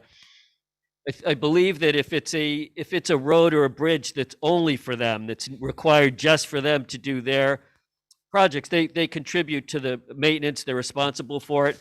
But if it's if other uses like the public, like Depot Street Bridge is used, they're not responsible for any maintenance or costs. But as a recreational bridge, as what Rick was referring to, as a bridge of flowers, pedestrians, Great River Hydro is that recreational facility, could assist with the maintenance costs for the Depot Street going forward, because there would be the costs of repairing the spalled concrete, even though it didn't have to be repaired to vehicular levels, and then the ongoing maintenance. So a couple of thoughts there. The other comment I want to make also to you, 3 new board members on the select board, is that Gary mentions a bus going across that Canal Street Bridge. My understanding that a bus of what it weighs shouldn't even be going across the Canal Street Bridge now. And also looking into the future, if the state of New Hampshire doesn't do anything with that Vilas Bridge, basically you've got an island that's cut off because we don't have a bridge that would handle the truck traffic or the weight that would be needed to foster or be an incentive to the old Robertson paper mill site for anyone to build a manufacturing facility that requires a lot of truck traffic. I look at it another way too. Just pretend the Vilas Bridge isn't there anymore, because it hasn't been for quite some time. And you're going to want to have access to that island, and that enhances the value of that island, in my opinion, with the alternative choice, because you could still do everything and avoid going through the square with large trucks and vehicular traffic. Wade? I have a couple questions for the folks on the screen up there. I was going to say, why don't we just do all 4 at once and get it over with? Probably ain't going to work, huh? Yeah. No, my question is, could you just speak briefly? I'm just out of curiosity. the projected, and I know it's just a projection, but in your line of business, the projection of the lifespan of these bridges for the Keystone, the Colonial, the two steel models versus the original plan with the concrete arch, just how they compare out over time, lifespan. Scott, you can correct me if I'm wrong here, but when we follow the current AASHTO code, AASHTO assumes a 75-year design life, the way the code requirements are set up. So if you meet the code, your structure achieves a 75-year design life theoretically, and you can improve upon that by exceeding the code. So I think we would be assuming that they would be comparable to each other. I think that the arch, the concrete arch, it would probably be a little bit superior in durability and longevity, just because it's buried. You backfill it. You don't have it exposed to the elements as much. So there is a benefit in that scenario. Okay, thank you. Another further question in regards to the off-alignment bridge. I think Wade just referred to, or someone referred to, that would not affect the current canal condition. Is that correct? I don't know if you people have looked at that off-alignment. I mean, you put the abutments on that. We haven't, but it potentially, it could be potential not to, if we could span over the canal, similarly to what we're planning on doing with the truss, with the proposed truss that we talked about tonight. Granted, if you do that at the skew, the span gets a lot longer. You likely would not be able to do it would limit the structure types that you could do based on span length, because you're going across the canal at an angle versus going across it perpendicular. So we haven't evaluated it, but I would say that would certainly be plausible to avoid the canal. Now, the other thing, I believe the state owns the land under the parking lot currently, if I'm not mistaken, and they lease it to the town for the proverbial $1 a year thing. But contamination, I know that used to be a railroad stockpile where creosote coated railroad ties were stacked for several years. Is that going to require environmental testing? So we've done some testing already, and we've got the preliminary results back. I don't think we've got the final analysis complete or the final reporting done, but we did find some contaminants that will need to be addressed through the project. And basically, I can't speak to this in detail, but my understanding is they exceeded the residential background standards, but not the urban background standards for most of those contaminants, meaning that those fills could be reused in an urban background setting. I do think there may have been some tests that came up a little higher than that urban background, which would mean that those would have to be disposed of off-site or disposed of at a receiving facility, if they couldn't be reused on project. So contamination, basically, the rule of thumb is if you can leave it where it is or put it back where you took it out, as long as it's not grossly contaminated, then that's preferred because you're not moving it.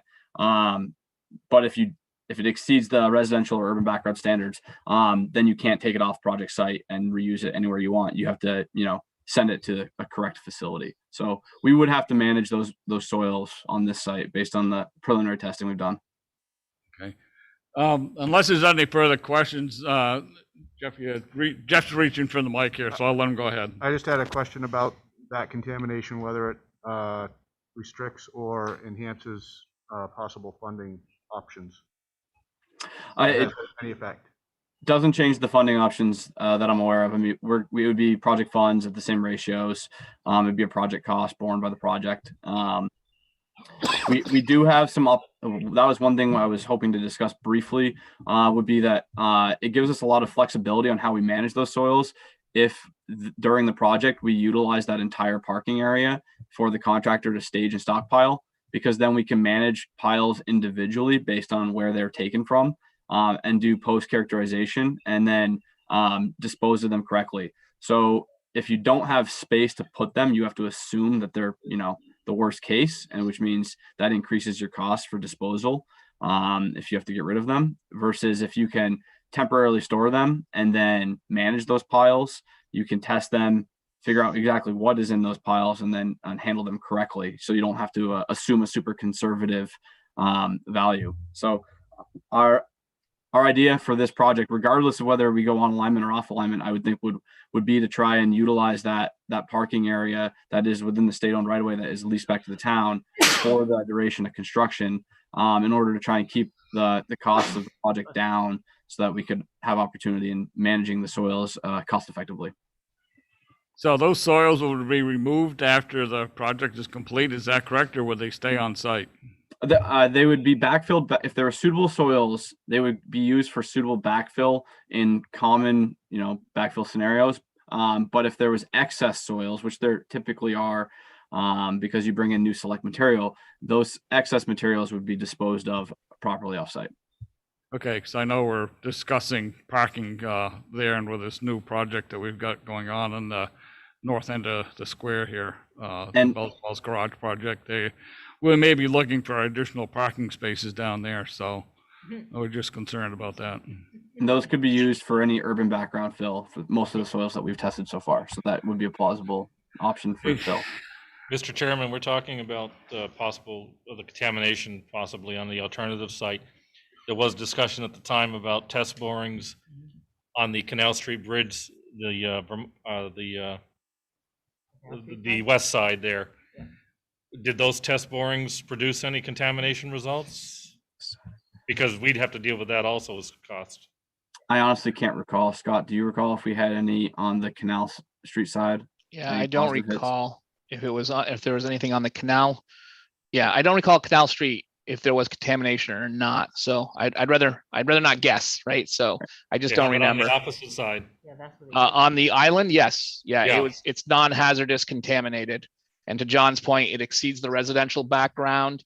I think some of it actually exceeds the non-residential background, which is the urban, which means if it didn't exceed the non-residential, you could find an area where you could dispose of it. But to his point, so yeah, I mean, it's to your point, it's nothing different than you find in any other railroad location across the United States. Okay, my follow-up question to that is, if you're acknowledging that we have contamination on the parking lot side, it was mentioned that that's the town's responsibility to pay for that remediation or whatever you want to call it. Am I accurate? I'm just going back almost 2 years on a memory here, but. So my understanding is that would be any soils that we disturb as part of our project are going to be borne as a project cost at the correct funding ratio of federal, state, and local share. Okay. And that we will be basically trying to limit our impacts to the areas that, absolutely minimally possible to reduce those costs. We are looking at, regardless of what alternative we select, basically undergrounding a lot of those aerial utilities on both sides of the canal, because those would be in the way of overhead picks for cranes. So that does increase the area of disturbance and the amount of excavation and potentially the amount of soils that we have to manage. But we would be limiting those to the extent that we could. Great, thank you. Okay. I think we've kind of beat this as much as we can today without, as Debbie said, looking at all the numbers. Sort of, unless there's more that you need to transpire to us, I think the best thing for us is to have you keep in contact with the municipal manager, and as soon as you have some numbers comparable for us to look at the board level, we can, at a future meeting, meet again and hash over the situation again. Without seeing the numbers in front of us, it's kind of difficult to say yes or no, or maybe, either way. If I may, I would maybe just ask if maybe for 2 or 3 minutes, if there are any comments from maybe Walter or any members of Historic Preservation Commission or anyone on what we proposed. Yeah, I don't know if Walter's still on here. Walter, you still on for Historic? You're muted, Walter. Not hearing anything. Yeah, maybe you're not muted, but you're not using your headset. Maybe we should go back to the regular view. We don't need to do this. If you want to disconnect and go back, you guys. Chuck, could you give us back administrative rights so we could go back to controlling the screen? And also maybe, in the interest of time, we could also just wait. Oh, there's Walter. Walter, you want to chip in on this discussion as far as the historical aspect of this thing? Are you muted, Walt? I think you're muted. No, he's not muted. I think the issue is if you can look at your screen, you see something that says mute and there's like an up arrow. And if you click on the up arrow, it gives you select a microphone, select a speaker. And I think because you're on the headset, maybe it's using a different microphone for you. Because yeah, I still can't hear you. That's on Walter's, not on ours. Yeah, he's unmuted. I think his computer just doesn't know which device he's How about used. how Oh, about there you now? go. There Yes, you you're go. back. There we Okay, go. great. Hey, even a historian can get technology straight. From a, let me ask, is because I cannot see who might be in the audience. I'm just wondering if anybody, if any of the commissioners are present at the meeting. Yeah, 'Cause I am everybody's here. Simply, oh, but the members of the Historic Preservation Commission, I am just a poor wayfaring stranger. I'm the coordinator. I'm not a commissioner. Although I think I don't see any here, Walt. can address some of the, okay. Um, From a historic preservation point of view, I want to begin by reminding everyone that that the current Depot Street Bridge, which many in the community still want to refer to as simply the Canal Bridge, which is the older name for the bridge. The bridge is on the National Registry of Historic Places, and it is part of the landscape, part of the streetscape, the Canal Street landscape that is also on the National Registry. The whole downtown historic district is on the National Registry. So there are impacts, and Kyle, it's been wonderful working with you here over the last few months. It was really quite disheartening, I think is a good word, amongst the commissioners to hear that that suddenly the costs and the viability of replacing that arch bridge, have just made it a challenge, and to the point of impossibility to turn that into a mixed-use vehicular pedestrian bridge. I think on the part of the commission, the point of view would be to strongly consider moving back to a consideration of the off alignment option that was originally discussed. Now, it's something of a disadvantage. I came on board as a coordinator not even a year ago, so I was not part of those earlier discussions. But as I've come to learn and come to understand from a historic preservation point of view, I think that that notion of an off alignment bridge to handle the heavy duty vehicular traffic, the buses, the heavy duty trucks, to open up the island for economic development. And then going back to that arch bridge and repairing it from a cosmetic point of view, I guess is the word that comes to mind, and think about something like a bridge of flowers application so that it becomes a pedestrian bridge that could be a point of pride within the community, that crosses over to the depot, that crosses over to the Waypoint Center, that could be part of a very nice reviving of the streetscape, or not reviving, but a maintaining of that streetscape with the current arch bridge. I think that that's something that that I think was discussed by the commissioners the last time that we met back earlier this month. That it would be something that we would encourage should there be,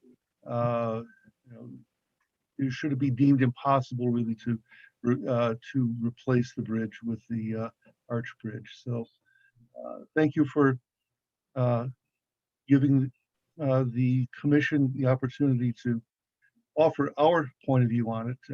But if anybody has any questions about, I can really get down into the weeds about the steel truss bridge replacement concept, the original steel truss bridge that was there was built, I can tell you, in the summer of 1892.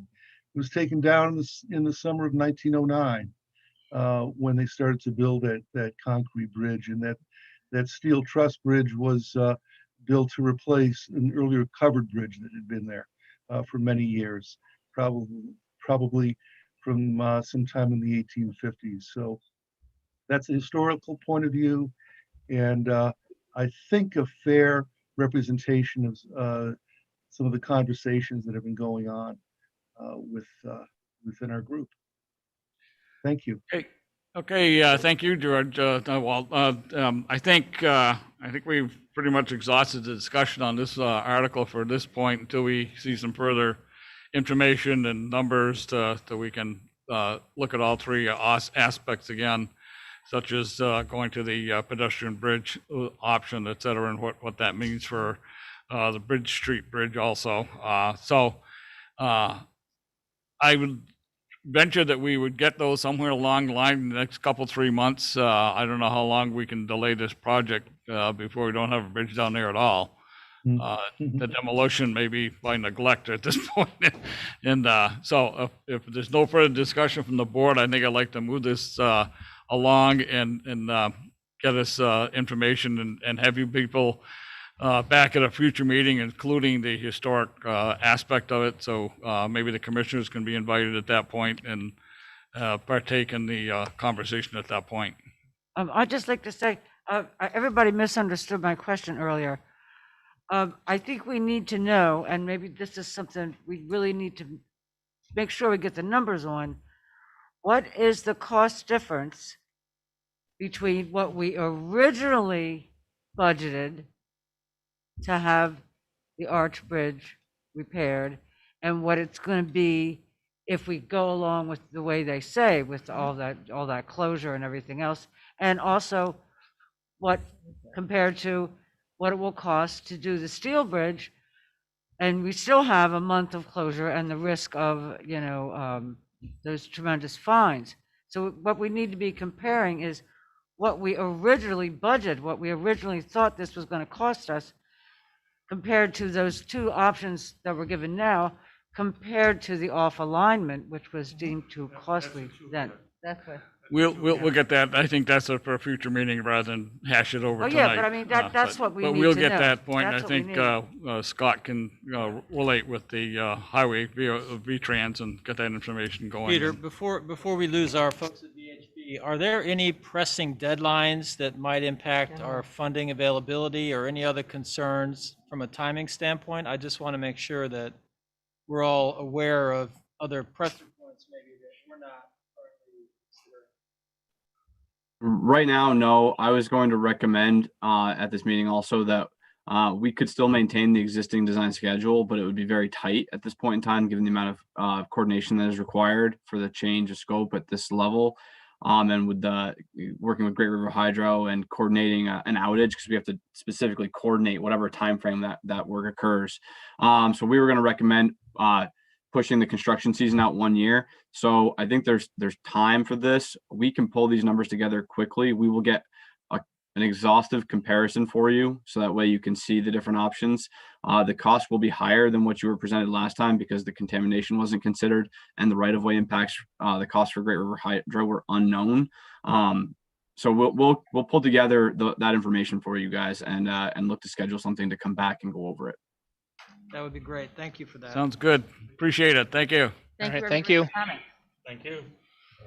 Okay, let's get on back to the agenda, and item 3 of the Memorial Park. You should have a conceptual drawing in your pamphlet. Looked pretty good to me when I looked at it. I don't know how anybody else feels, but So I was we're open hoping, for discussion. I just wanted to see if Sean McGinnis was on, that he might just give a brief update. I don't see him I listed don't see Sean up there. in our Hollywood Squares there. Sean is not here. Okay, so we'll go forward from there. So just a couple of items. This is an updated rendering of the improvements that have been proposed at the location. I think probably the only difference that you might have seen is there's a little bit of a change in the size of the project area. We specifically kept ourselves within either city or village right away or within the existing parcel. We did not encroach upon any of the Great River Hydro property. There was a lot of issues that were a result of that. So we did not want to get into a building cost or concern about not being able to get this project complete. So this is our latest option to move it forward. The statues that are in the middle of the proposed site have been ordered, the memorials themselves. The next consideration is we're working on breaking down costs for the stone and some of the other materials that'll be required to do some of the flourishes and some of the cost of the landscaping. And then we do have a tremendous amount of donations that have been already been pledged to this project from people that do construction work, people that do finishing work, as well as there is a Facebook site up, as my understanding is, with a GoFundMe that's tied to this project as well. That's been up today. That was up and operational, and there's already been people that have found that and have started to donate to the project specifically as well. So the project itself is underway. The goal is to have this installed in time to try to have a dedication ceremony. The last conversation that the fire department and we had was in October.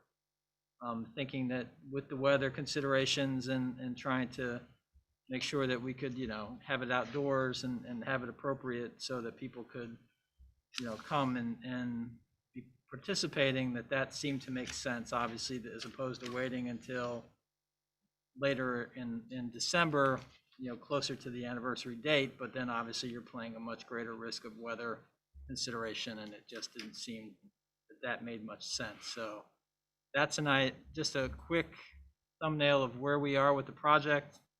You'll probably see some additional follow-ups as we get further into the project itself.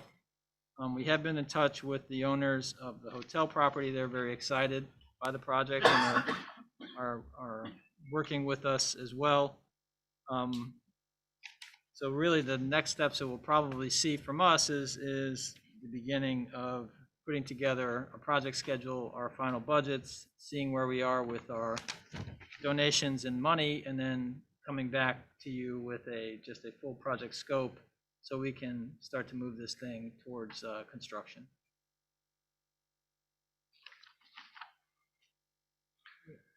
Any questions? If I may, I know that in October, usually the chamber and BIFTA are always working on something for a fall project, like the chili and chowder cook-offs and things like that. Right. Perhaps the fire department should link in with them and they could pick a date together. And then there would be more people likely, hopefully we're more open and less social distancing. And there would be more people in the square for other things, and they would be there available to participate in a celebration. Just thinking about coordinating dates together. Sure, we'll do whatever we can to try to make this as, well attended as possible and give it its, appropriate send off or inauguration. So we'll definitely coordinate with all those folks as well. Anyone else? Oh, there it is. There you go. That's a better, that's the rendering that we've been using as part of the fundraising that's on part of the GoFundMe as well.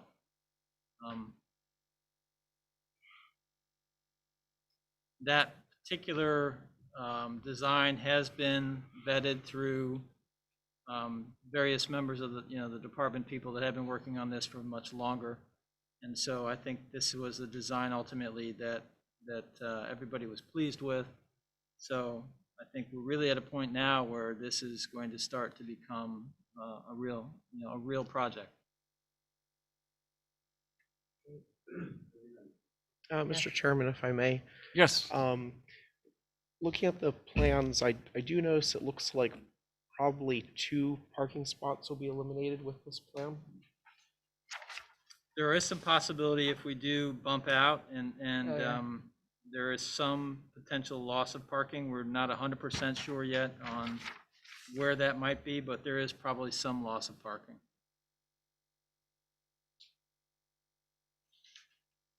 It also appears that the street light that's on that corner now will also be eliminated. Well, what's not shown in here, and because again, we didn't want to put all the detail of the site, but there will be some pedestrian level lighting in that park, as well as lighting for the tree itself for ceremonial purposes, and also lighting for the flags so that they'll be appropriately lit so they can fly, after sundown as well. So none of that detail is shown in this. This is really just more for a schematic and just a general sense of the scope of the project. There's a lot more detail that will be on the actual project itself.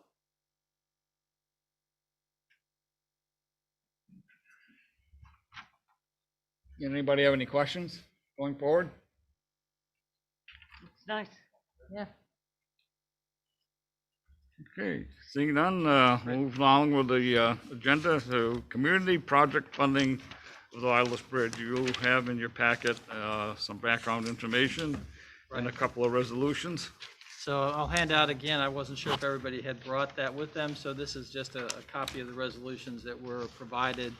So as we discussed, and Gary's here as well, we've been working with Peter Welch's office. There is now a process in place for consideration for funding for what used to be the earmark program.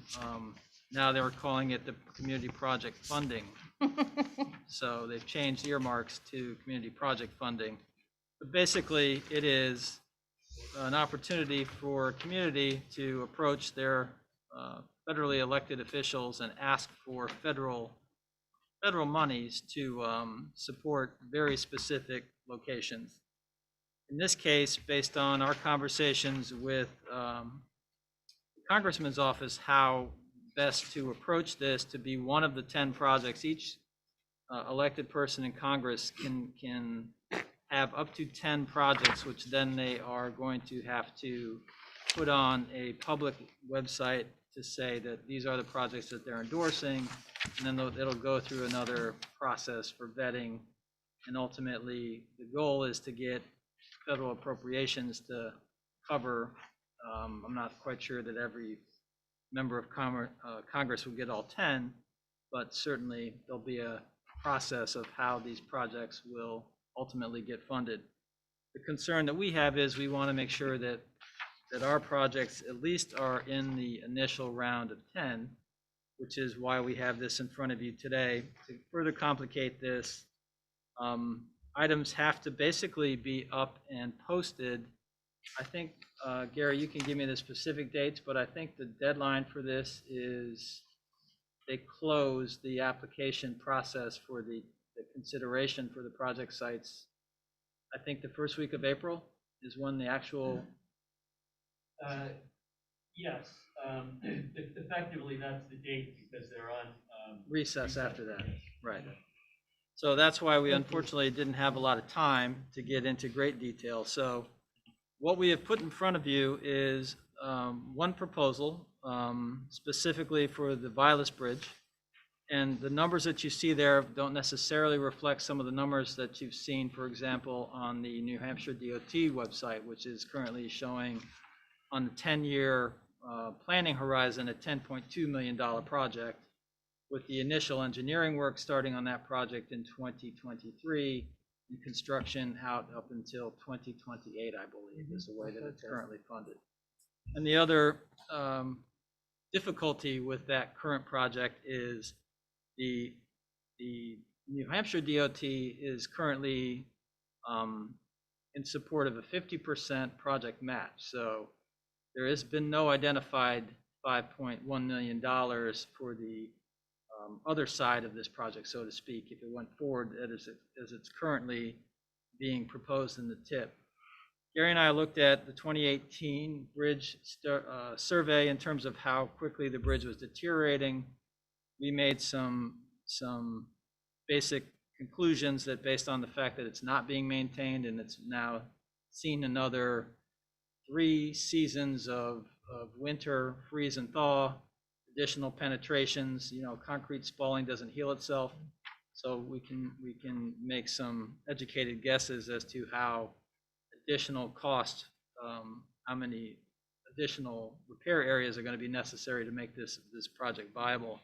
So that's where we came up with the $11 million number.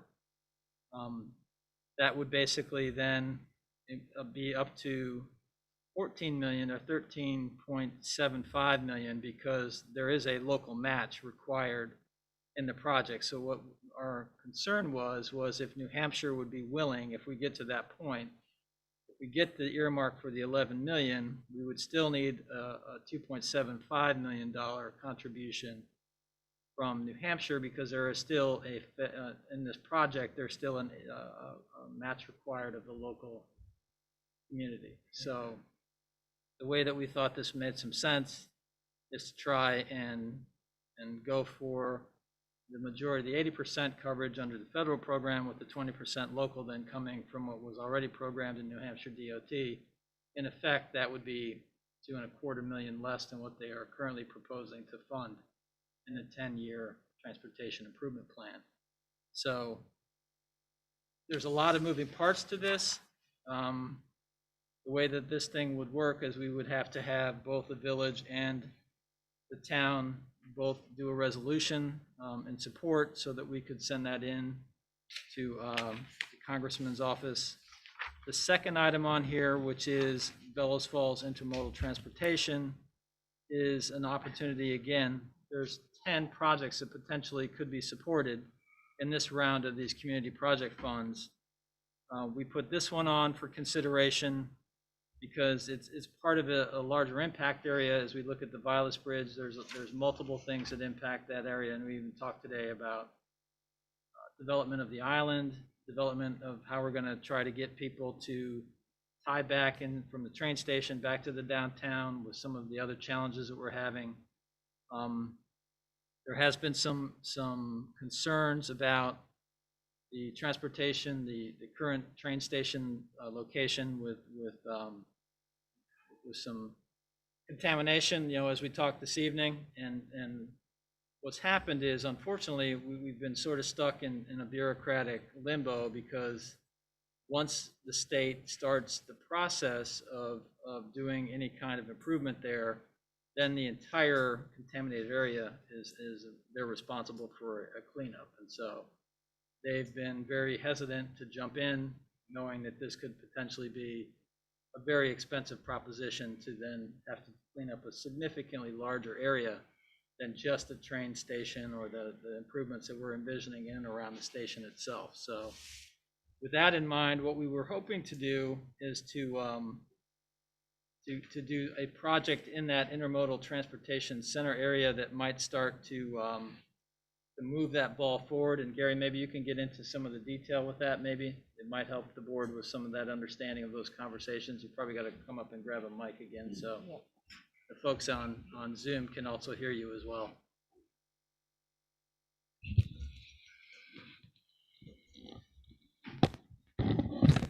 So there's a couple of pertinent pieces that we haven't gone over yet. One of those is the fact that the build infrastructure grants are coming out, and Congressman Welch's office indicated that it's helpful to submit these projects in as a broad a sense as you want, because if the possibility that they don't get an appropriation or that they don't make the top 10, they would still have them to add into the transportation grant, the build grants that over the next 5 years. So it is really, really, really helpful to us to submit these if the boards see fit to pass these resolutions. And the transit-oriented development around the island, what's eligible under the code are walkways, streetscapes, parking, public-private partnerships. So the funds could help finish the top of the hotel as a railroad hotel. There's a lot of really good eligibilities under the code for intermodal center that could move everything we're doing in that area. Could really help fund those pieces. Utility work, the sidewalks up around Island Street, a lot of pieces that we're looking at. How can we fund those with TIF or debt, or this would be really beneficial to our financial position at the end of those developments. Gary, before you run off, a couple of things. I have an email that was sent out March 26th at 12:51 from you that mentions on the resolution for the train station. The numbers on that email are $4 million with $1 million from public and private partners. But we passed out tonight, the resolution, the numbers changed and went for a request of $6 million and a match of 1.5 million. So I guess. Yeah, so. Which one's proceeding which? Yeah, so the more that I dug into the regulations and saw the eligibilities, and where Scott was referring to the challenges with the state and contamination in the rail yard, we thought it made sense to up the numbers to be able to take care of all of the issues there. So that's the reason for the $2+ million increase there.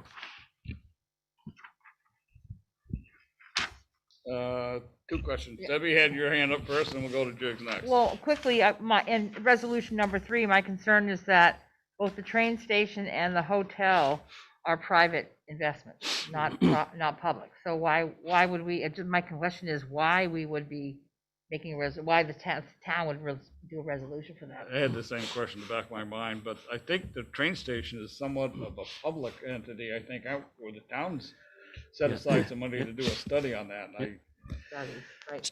So, yeah, so basically the public-private partnerships allow a portion of it to be a public investment. So for instance, with the train station, 20% of it would be a waiting area, would stay in public transit, would be town-owned, and 80% of the facility would be privately operated, revenue generating, that would cover the costs, the building operating costs. So by allowing the town to sub-grant an earmark to the project as a public-private partnership, that encourages the private investment to take on the other 80% of the facility. So in the public-private partnership, the earmark can cover fit up, for instance, for the train station waiting room. But say the private partner is a brew pub, it does not cover that fit up. So the private investment would be renovating the building and fitting it up for their business. So for the hotel, similar thing. The fit up for the private profit making piece would be the onus for that portion would be on the private investor, and their investment would cover the matching portion. And so what it does is it allows the grants through these appropriation to take care of development that just hasn't happened over decades, as you know, because the cost is so high, and without grant funding for them, a private investor would never make their money back. It won't happen. It hasn't happened. So we're looking at this as an opportunity to get over that threshold. Jigs? First, I want to make 2 points. The first is that, of these two proposals, if you submit both of them, it would seem to me you run the risk that the congressman could pick the train station, which I think is a boondoggle, okay? I mean, what you just described, Gary, makes no sense to me whatsoever. Okay, that a private investor is going to invest $1.5 million in whatever. But so my concern is the Vilas Bridge is absolutely number one. Why confuse it by putting this other thing in there? Why run the risk that the congressman would pick the railroad fiasco versus the bridge, which is what we want? So my feeling is that we should pursue the bridge one. The other one, you mentioned hotel. I don't even know what hotel you're talking about. Okay, I mean, are you talking about the hotel here in the middle of town that's never opened? You know, they've had grants and they spend the money on people that own the company that makes the windows, and it still doesn't open up. I mean, it's just, please, let's stay focused on things that really are going to benefit the community, and let's not confuse it with ill-conceived and pushed together. Oh hell, we're using play money anyway. Why not make it 10 million for the thing? So, you know, let's get real and let's focus on something that's really important, which is the Vilas Bridge, and not confuse it with this other thing. Well, I guess I'll answer part of that for you. In our conversations with representatives from the congressman's office, that this was their recommendation specifically, because they don't, the Vilas does not foreclose in any way, shape, or form the other opportunities that we talked about. And by putting both together, if one is not funded or neither are funded, then it also makes them both more eligible for other grant options as we continue down the road. You know, we're looking for seed investors, for lack of a better word, in that entire central business district area, and it all ties together. It's a challenge, and the reason why Gary put it in this way is because there are monies available in this intermodal program, which is a little bit different than what we're proposing on the Vilas Bridge itself program. It's a separate pot of funds, but by trying to see if we can get it into the discussion, it elevates your opportunity to get that seriously considered as we go forward. It's been underdeveloped, underutilized, and quite frankly, we've not been able to attract enough investment. This is just an option for us to see if we can leverage some of our federal dollars with some private money and see if we can get some activity, try to tie those things together. Well, so I don't think one cancels the other based on our conversations directly with the congressman's office. So, Rick? I was in touch with Representative Carolyn Partridge this afternoon, and she said that in the past, you guys probably recall this, that the legislature passed a resolution in favor of the bridge project. She's willing to do that again if we want that to happen. So I just wanted to toss that out there. Might make our case a little bit stronger, and love to hear the board's feeling on that. The only other concern I would have is the sentencing that says it will be matched with on resolution for the train station here. This will be matched with 1.5 million from the public and private partners plus local funding, bringing the match dollars to 50%. That's kind of confusing. I don't know where that, what that means, or whether the town's going to be on the dole for some money here. And with our debt load at 24% of the budget, I think we need to kind of take a look at something here along the line. So if you can kind of clear that up a little, Gary. Yes, absolutely. That's a great question. And so there's three parts to that answer. One is that this is an appropriation, and it doesn't obligate anyone to anything.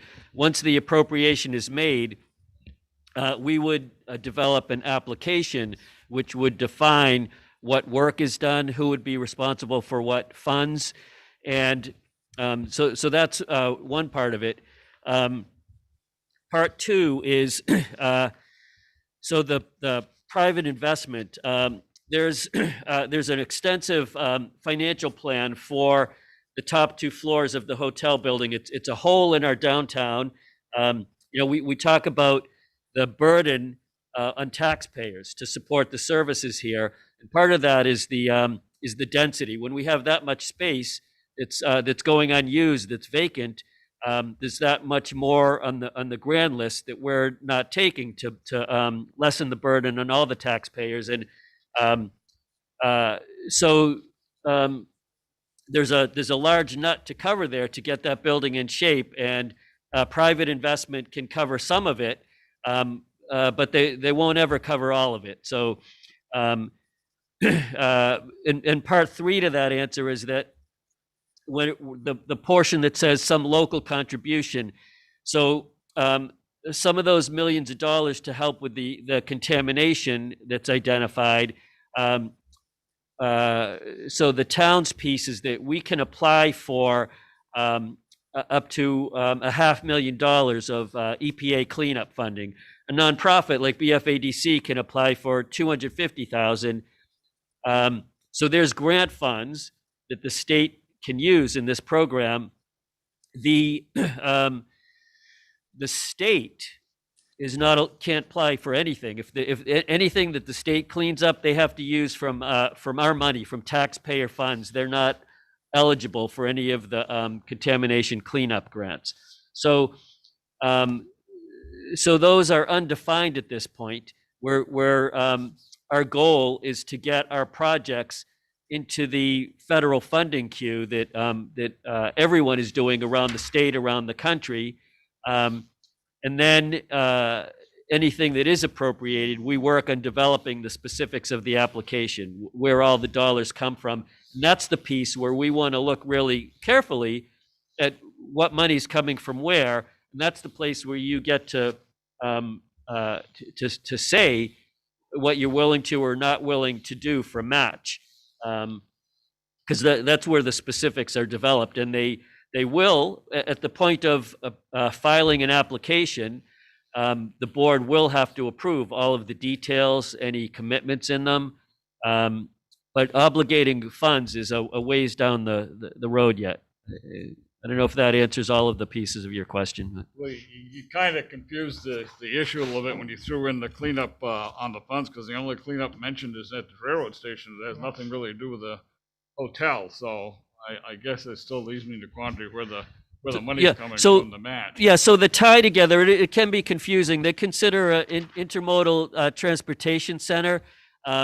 There's a radius from the center of the train station. I believe it's a quarter mile. I did measure it out at the time at the 2005 studies, but it includes the radius of the intermodal center for transit-oriented development includes the hotel, and they consider residential spaces, hotel spaces as eligible parts of an intermodal transit-oriented development center.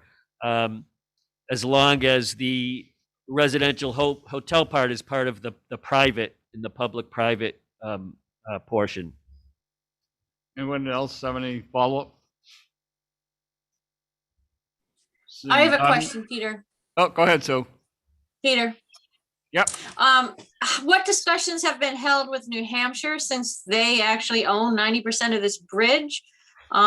We've had at least some type of agreement that they would be acceptable to this, the Vilas Bridge part?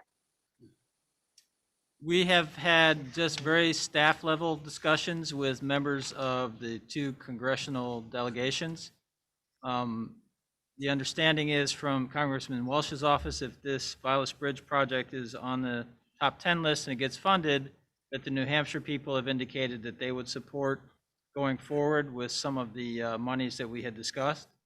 They're not going to do anything in any great detail until we reach the point of having an earmark and being able to then go forward with a real project. So, but those conversations have started with at the congressional level.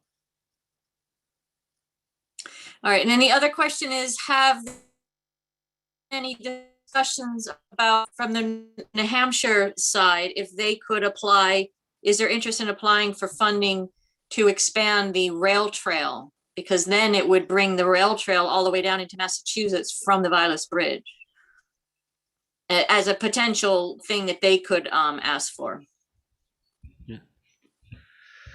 So the group, and it's called the Monadnock Regional Rail Trail Collaborative.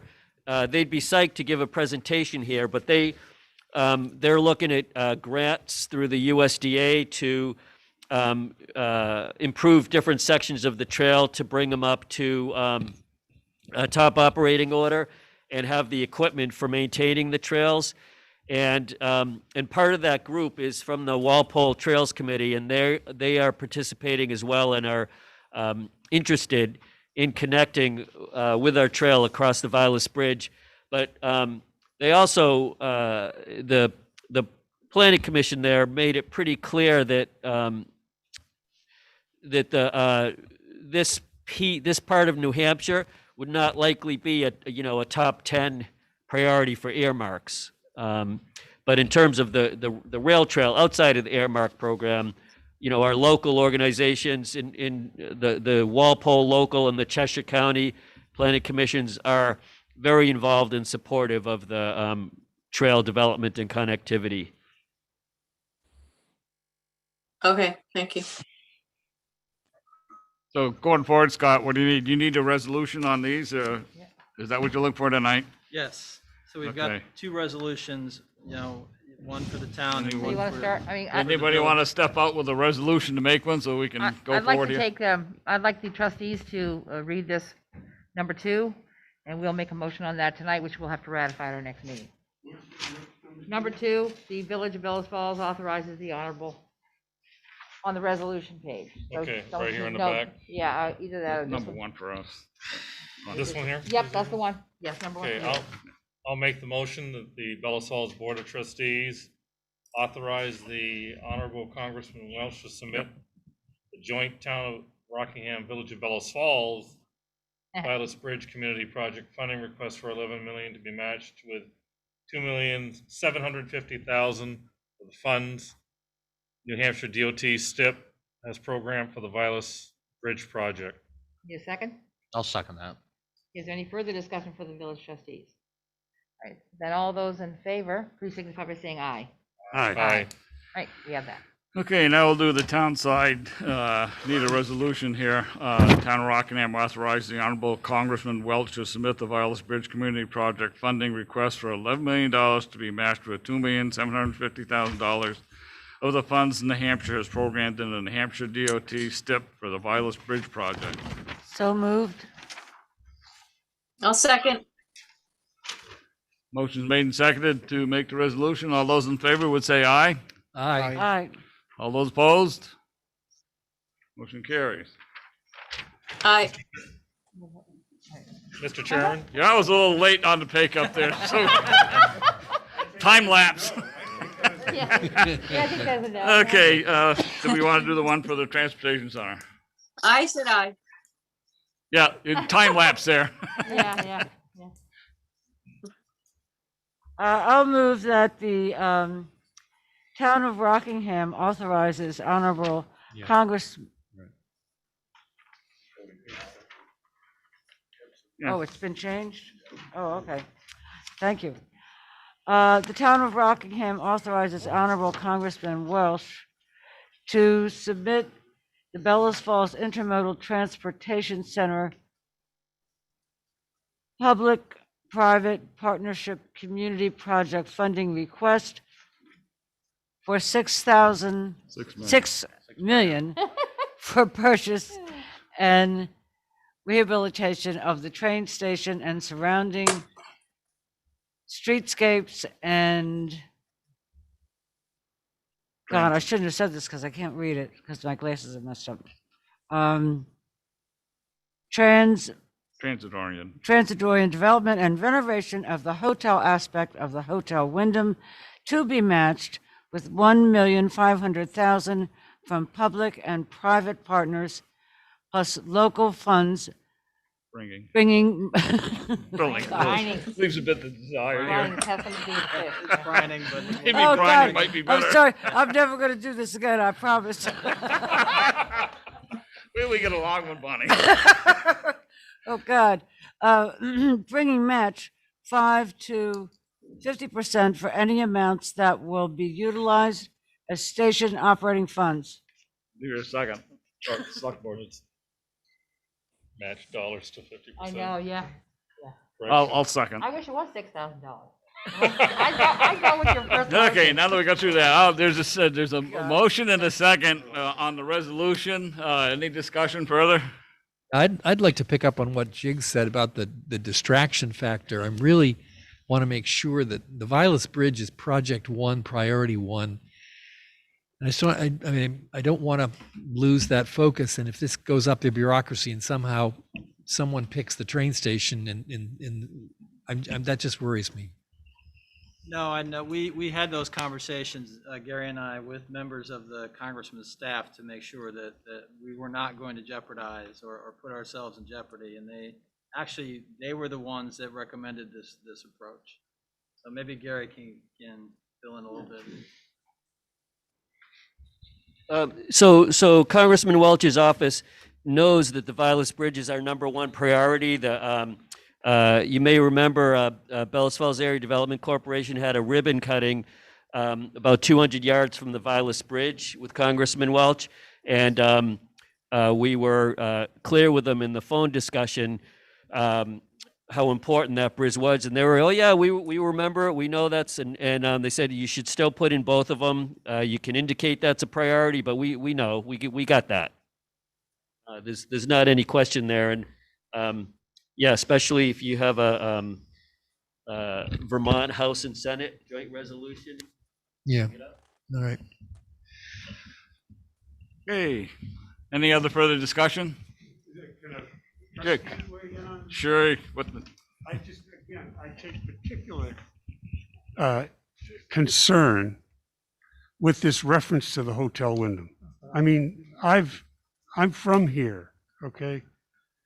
I've been back for 20 years. You know, when I think of the Hotel Wyndham, I think of a four-letter word, scam in this case. And I'm just absolutely against this hastily drawn, thrown together thing, particularly featuring the Hotel Wyndham. I think as leaders of this community, people ought to take this seriously and not be fooled with this foolishness. I'm really disappointed in this.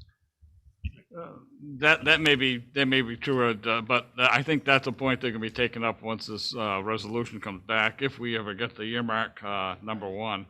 And then they can get, as Gary said, the details are hacked out at that point when we have the whole money bundle in front of us and figure out who's getting what or if they're getting any. So I mean, I'm going to guess, Gary, that we could cut part of this project out if that didn't suit our fancy. Is that correct?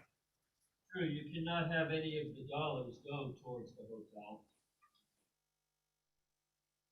Okay, so that being said, any other further discussion? So we understand that we can delineate or delete that if the hotel portion, if we so desire, and find another avenue for the funds to be spent if we get it all.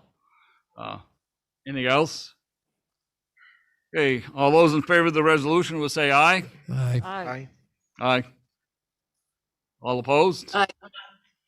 Yep. Because again. Yep. Wait. Late aye. Okay. Wait, was there a poll? I guess we got the late vote in. Thank you, Sue. I didn't hear Rick. You Rick. eyed? Okay, you got another partner here that's silent over here, so you're not the lonely one, It's Sue. time delay. Yeah, that's true. Mr. Chairman? Okay, yes, sir. Fortunately, the village didn't have to. Before we On get that. too far off the bridge subject here, Rick had a very good point, I thought, as far as the Board of Trustees and the Select Board to ask for a resolution from the Honorable Carolyn Partridge reference this Vilas Bridge like we did a few years ago. I think it's a great idea to do that again.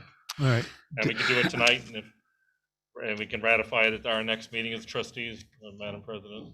We have to. Well, I don't think we need to do anything else except to say, go ahead. Anything and everything that helps get the bridge back into service. Keep beating the drum. That's all that matters. And you might hit the right person at the right time. Okay, so the board support my contacting Representative Partridge and perhaps Representative Goldman, and to put forth this as a joint resolution. I'd love to see a copy. All right. When they. All right, I'll go. I'll go ahead with that. Is there consent of the select board to have Rick contact the congressional, the reps from the area? Yes. Okay. Yes. All right. All right, thanks. Okay, let's go down to the next item, which is a community visit update. I don't see anyone from any one of the They might be there. different discussions, so they may. Before, Oh, quiet, I was. before we get Yeah. started, just a couple of items for update. I'm going to pass out. Gary had given some updates on, the subcommittees and some of the, we sort of hit a COVID pause, so they're actually, I did them every other, so that way this is one set, so. All this paper coming down, I can hear a tree falling in the forest. Oh, I know. Carbon sequestration. There was a pamphlet that was handed out, the Let's Take Action pamphlet that was there you can refer to that and Right. what's coming around here. So there were subcommittees that were Good enough. formed as part of those conversations, and I guess maybe Gary, from there, That background. we can maybe update a little bit and then maybe get some feedback from folks who are here, so. Yeah, sure, I guess I would, Yeah, I guess there's plenty of copies here. I guess in your packets, you could read about the updates at your leisure. I think the main thing that comes across to me, one of the goals that the Vermont Council on Rural Development indicated they have for communities is that they really increase the new volunteerism in a community, and looking at the various task forces, all the work that's been done by Sustainable Rockingham, and Laurel's here to provide an update on that. Rockingham Help and Helpers, the youth group, and the Building Redevelopment Committee. There's easily 100 people volunteering amongst those groups that many of them new volunteers, and it's just great to add all that energy to the community development piece. And I know that the packet's coming through late. Any questions you have as you look at them, feel free to email questions. And for Sustainable Rockingham, Laurel is here to provide information on her programs.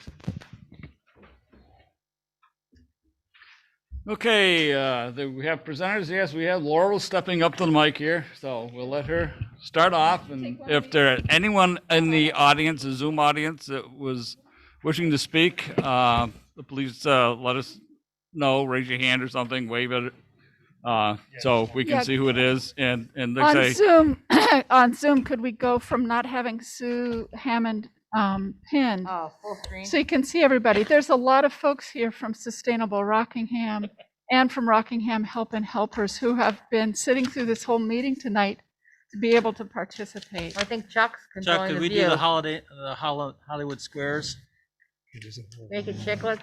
Bunch of paper coming down. I think I've got a copy for Yeah, you. if Susan wasn't those are 3 spotlighted pieces, but or they're pinned, we would be able to probably more see than I'm some of those missing. folks waving at us. He was controlling it upstairs. Yeah, He's controlling it upstairs. I suppose we could do it down here. He's not there. Okay. well, Haley then- has her hand up. Oh, that pizza. Here we go.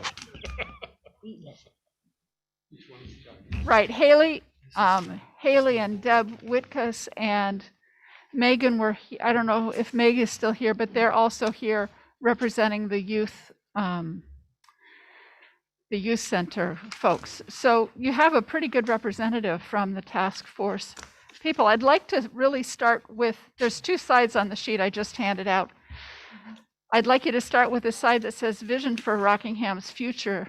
This was set in 2020 as a result of the Let's Take Action Rockingham by about 200 community members who spent many, many hours working together and came up with these task forces and this vision. And this is a vision for our future. I hope each of you will take and read this and take it into consideration in all the many decisions you make, whether it's bridges or roads or other kind of development, business things that are happening. I'm here primarily to talk about Sustainable Rockingham, which is, I've put information on the other side. So if Rockingham were a wool sweater, it is being mistreated by climate change. We're being washed by more water in hotter temperatures, with one result is that we have shrinking winters. And instead of wool moths that eat away at the fiber of our community, we now have tick-borne diseases that are eroding people's health. When we think of the effects of climate change locally, folks often think about Tropical Storm Irene. We're coming up on the 10th anniversary of that. We have more recent weather events that are also being driven by climate change. If you'll remember, last December 18th, we received about 30 inches of snow in 13 hours. If that was rain, it would have been 2.5 inches of rain in a half a day. That's a climate change driven weather event. And then a week later on Christmas Day, we had temperatures in the 50s and rain, and it all melted. And your town road crew can tell you how much work they had to do on both of those events. Lots of overtime, lots of road washouts and so forth. And those are a couple of effects of global warming as it's affecting us here in our town. We're going to be seeing more of these kinds of effects in the future. And I saw documentation just from the middle of March saying that we globally now have hit the 2 degrees Fahrenheit global warming over the temperatures from 1900. IPCC, the Intergovernmental Panel on Climate Change, says that in the next century we could see a 10 degrees rise, Fahrenheit rise in temperature, which will have profound effects. I mean, you can see it's already having profound effects. It's going to get worse. So we really need to take climate change into consideration in all of our plans in Rockingham. When you were looking at the bridges, the canal bridge, I'm like, ooh, that's flood zone. What if a dam gave out upriver from there? Though all the work that we're working on now could get wrecked unless we keep in mind climate change. So we need to take those really long views when we make these plans. At this point, Sustainable Rockingham has a goal of increasing community cohesion, cooperation, and connections to include each resident of Rockingham who's willing and interested in being part of it. For the next period of time, we are focused on increasing community resilience to face the challenges that are presented by climate change. And there's 3 particular projects we're looking at this point. One is starting neighborhood networks for mutual support and to increase our social capital. We also want to see climate change related natural disasters be taken into account in the hazard mitigation plan that has to be revised this year. And we're already working together with Sean McGinnis, moving those things ahead. And we also are very willing, eager to work with the other task force groups and other stakeholders to create the Youth Center, Community Center, because we see that as a very important potential hub for multi-generational resilience activities, including just meals and getting a chance to hang out across age groups and all kinds of other divisions that we've seen in our town. So that's kind of where we are and looking forward. The idea was a retrospective of the last year. So when we were created, it was the Energy Efficiency and Resilience Task Force, which was a mouthful. So we changed it to be Sustainable Rockingham. We met once in February a year ago, and we set up 5 teams: the resilience team, renewable energy, gardens, compost and swales, weatherization, and transportation. And then very rapidly, COVID struck everything that everybody was planning. And there was a quick pivot, and we helped establish Rockingham Help and Helpers. And they have their own report. I noted down the link, but Gary, I think, included their report in what you actually ended up receiving. But just a couple of high points. One is more than 300 masks were made and delivered, many of them just given away in front of the hardware store, in front of the coffee shop, put in with people's meals and other food supplies that people picked up. At this point, Rockingham Help and Helpers, in collaboration with Vermont Everyone Eats, have delivered more than 15,000 meals to our residents, people who need food now. And the program started in mid-August. It's funded through June, and it's anticipated that there'll be more than 22,000 meals delivered over that period of time. So we don't get funds from the town. We don't have staff except for Gary helps us, and there's Sam at the library and Ann Dempsey help us with. Ann's doing her own programming, but we're collaborating. We're doing a lot of collaboration. So I wrote a list there. We're collaborating with the town of Rockingham, the Rockingham Free Public Library, the Energy Committee, Bellows Falls Community Garden, Community Resilience Organizations, which is a statewide collaboration of other groups doing similar things to what we're doing. The Current, which is now the Mover, Compass School, the Bellows Falls Fire Department, Greater Falls Connection, Parks Place, Our Place, VIFTA, the Chamber of Commerce, Vermont Everyone Eats, which is a regional food hub working in coordination with the towns of Chester, Athens, and Grafton, because our needs are broader than just our town.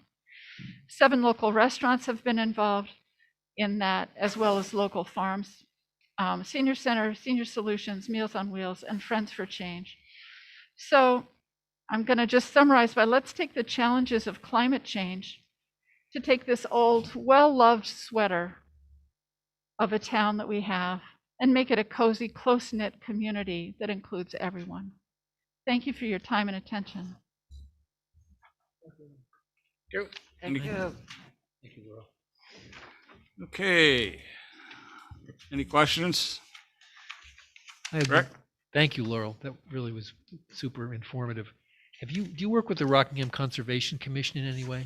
Yeah, I'm also a member of the Conservation Commission and the Energy Committee as well. Oh, great. Thanks.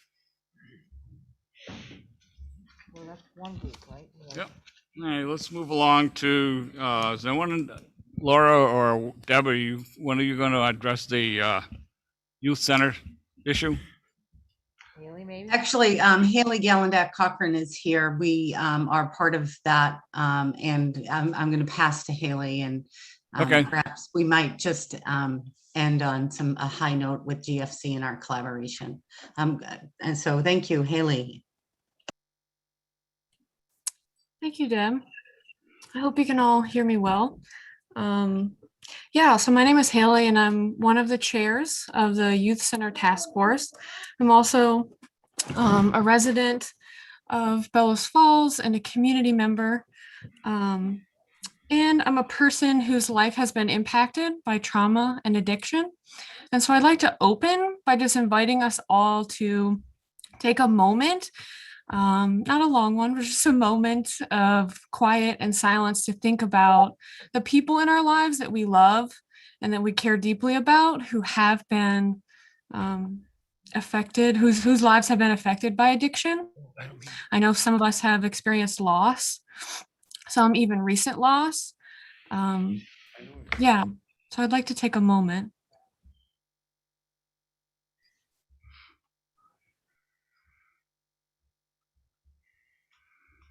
Thank you. And I wanted to set the tone in that way intentionally, because as a youth center task force, our vision for a youth center is much more than just a place for kids to hang out. It's really an intergenerational community space where we can be addressing these cycles of addiction and trauma that are present for so many of us in our community. And so we really see a community space as an important tool for breaking those cycles. So as I said, it's more than a hangout space. It's also a space for really important connection, like Laurel touched on. that can happen through community building events, recovery barbecues, mental health support groups, art, mentorship, apprenticeships and internships for young people. So we really have a broad spectrum of things that could go on in our center, but what's really most important for us is that we bring these lenses of compassion and respect and justice to the space. Yeah, and so in terms of updates, we are so excited and privileged to collaborate with the other task forces, so Sustainable Rockingham and the Revitalization Task Force. And so we had one meeting a few weeks ago, and we're going to have another one shortly, where the youth are going to get the chance to share their vision, which is a little bit of what I've just described. And I hope as the task forces come together and feel united in that vision, the youth and some task force members can come in and present to you as well, the select folks. Yeah, so I appreciate your time. I want to pass it to Deb so that she can talk a little bit about our partnership with Greater Falls Connections. And just thank you for your time. And I'm sure we'll be reaching out to you individually so that we can kind of share our dream and hone some details with you. So thank you. Yeah, thank you, Haley. So some of the progress that's occurred that will become eventually part of the youth center / community center is we've already started developing internships. And these internships are unique. They were funded this summer. We're all already seeking funding. So that kind of career pathway for kids who are most impacted by generational poverty that might fall through the cracks. They are, finding career paths and coming up with ideas for their own businesses. Also, the other thing that's pretty substantial change, and I just want to say kudos to this community and the work that Friends for Change has done in that model. HCRS, which is the leading mental health agency for all of our county, has sought us out to learn how to do peer-based support for youth, for specifically around mental health. The model that has been creative is transformative. And I get chills when I think, like maybe in about 5 years, this youth movement or group will actually put Bellows Falls on the map in the United States. I know I've been at national conferences where I've talked about the work, and I've had people from the CDC, world-class, researchers seek me out to ask me more about this Friends for Change in Bellows Falls, Vermont.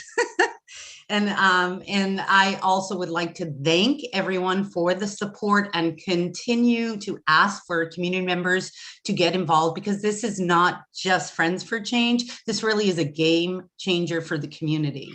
When we have artists and entrepreneurs working with youth and having that co-dreaming and co-inspiration, that's the type of transformative change that brings in equity and raises us all up together in the community. So I just would like to ask for continued support, and we love to meet with folks and talk about just the depth and the breadth of the vision that the youth and ourselves have co-created. And I also just like to say, GFC has been very supportive, and we write grants together, and we really think this really could be a game changer here. There's tons of research to back this up as to why the model is A, unique, and B, really effective in terms of increased school attendance, reduced delinquency, more better engagement of youth as community members, as Laurel mentioned. Like our youth have been actively serving throughout the COVID epidemic, showing up for Everyone Eats. We ran a full entire summer program and continue to meet throughout the whole academic year and have provided support and actually assisted the schools, the WNESU, in reaching the most hard to reach families because of transportation and communication issues. So thank you. And thank you all. We'll probably have you back at the next quarter, somewhere around June, I'm guessing. And maybe you can have some further information on how you're progressing with your projects. Is there one more? Okay, do we have anyone here from the Bellows Falls buildings? I don't see anyone up there that's on that committee, but. This is a race for chair. Gary has something. Gary, do you have anything? He's gonna Gary's, speak to it. Gary's always got something. You know, so if you look at your packets, basically they have the most recent agendas and work of from each committee, and Ray's not able to be here, but in the packet there's the work plan and the last agenda in April before COVID cut that short. And then the Incremental Development Alliance work, which is outlined a little bit just on the front page, is training that that committee has been engaged with to jump off on their work next after their final session in May.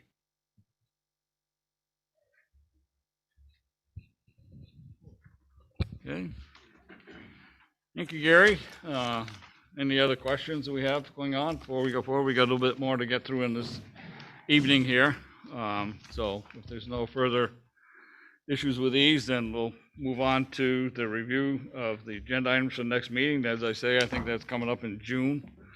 So if you don't have anything that you can think of right off, we got plenty of time between now and then to come up with them. You can get a hold of Deb or myself or Scott, and we'll see if we can get things entertained on the agenda. Next would be to review the improve the orders, bills, and warrants. We pass them around for signatures.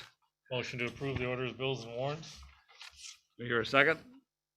Second. Well, Okay, I think we can do a joint vote on this one because it involves both boards.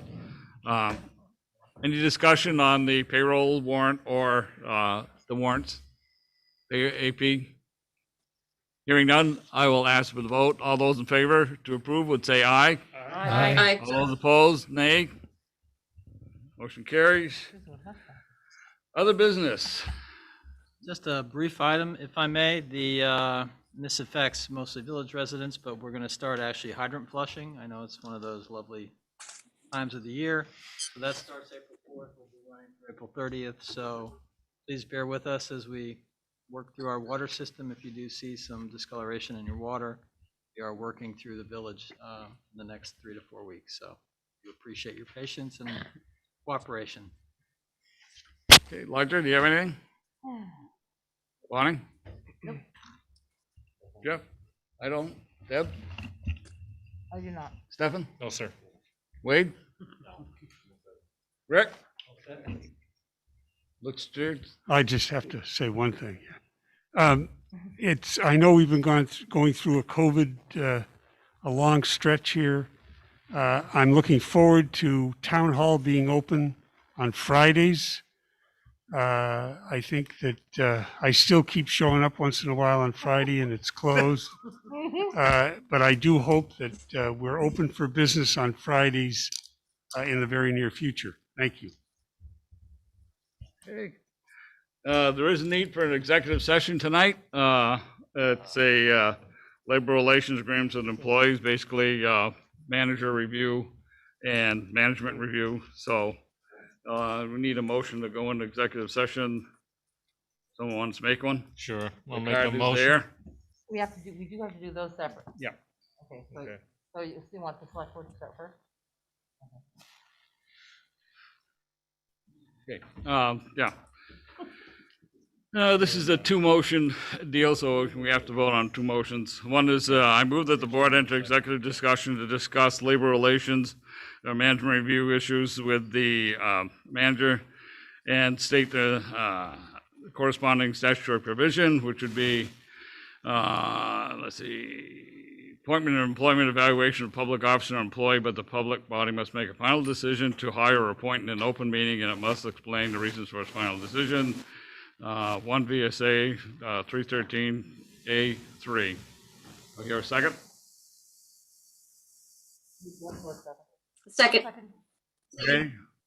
All those in favor to move into executive session would say aye. Aye. Aye. Okay, second motion coming at you, folks. Aye. Would be. Oh, you might have. I'm trying this thing.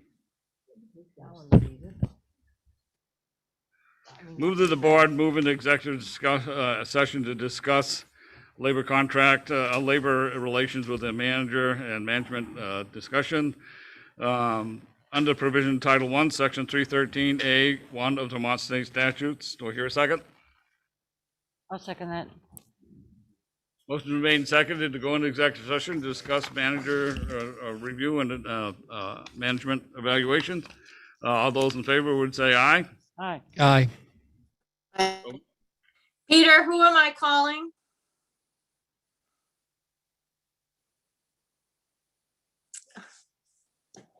What?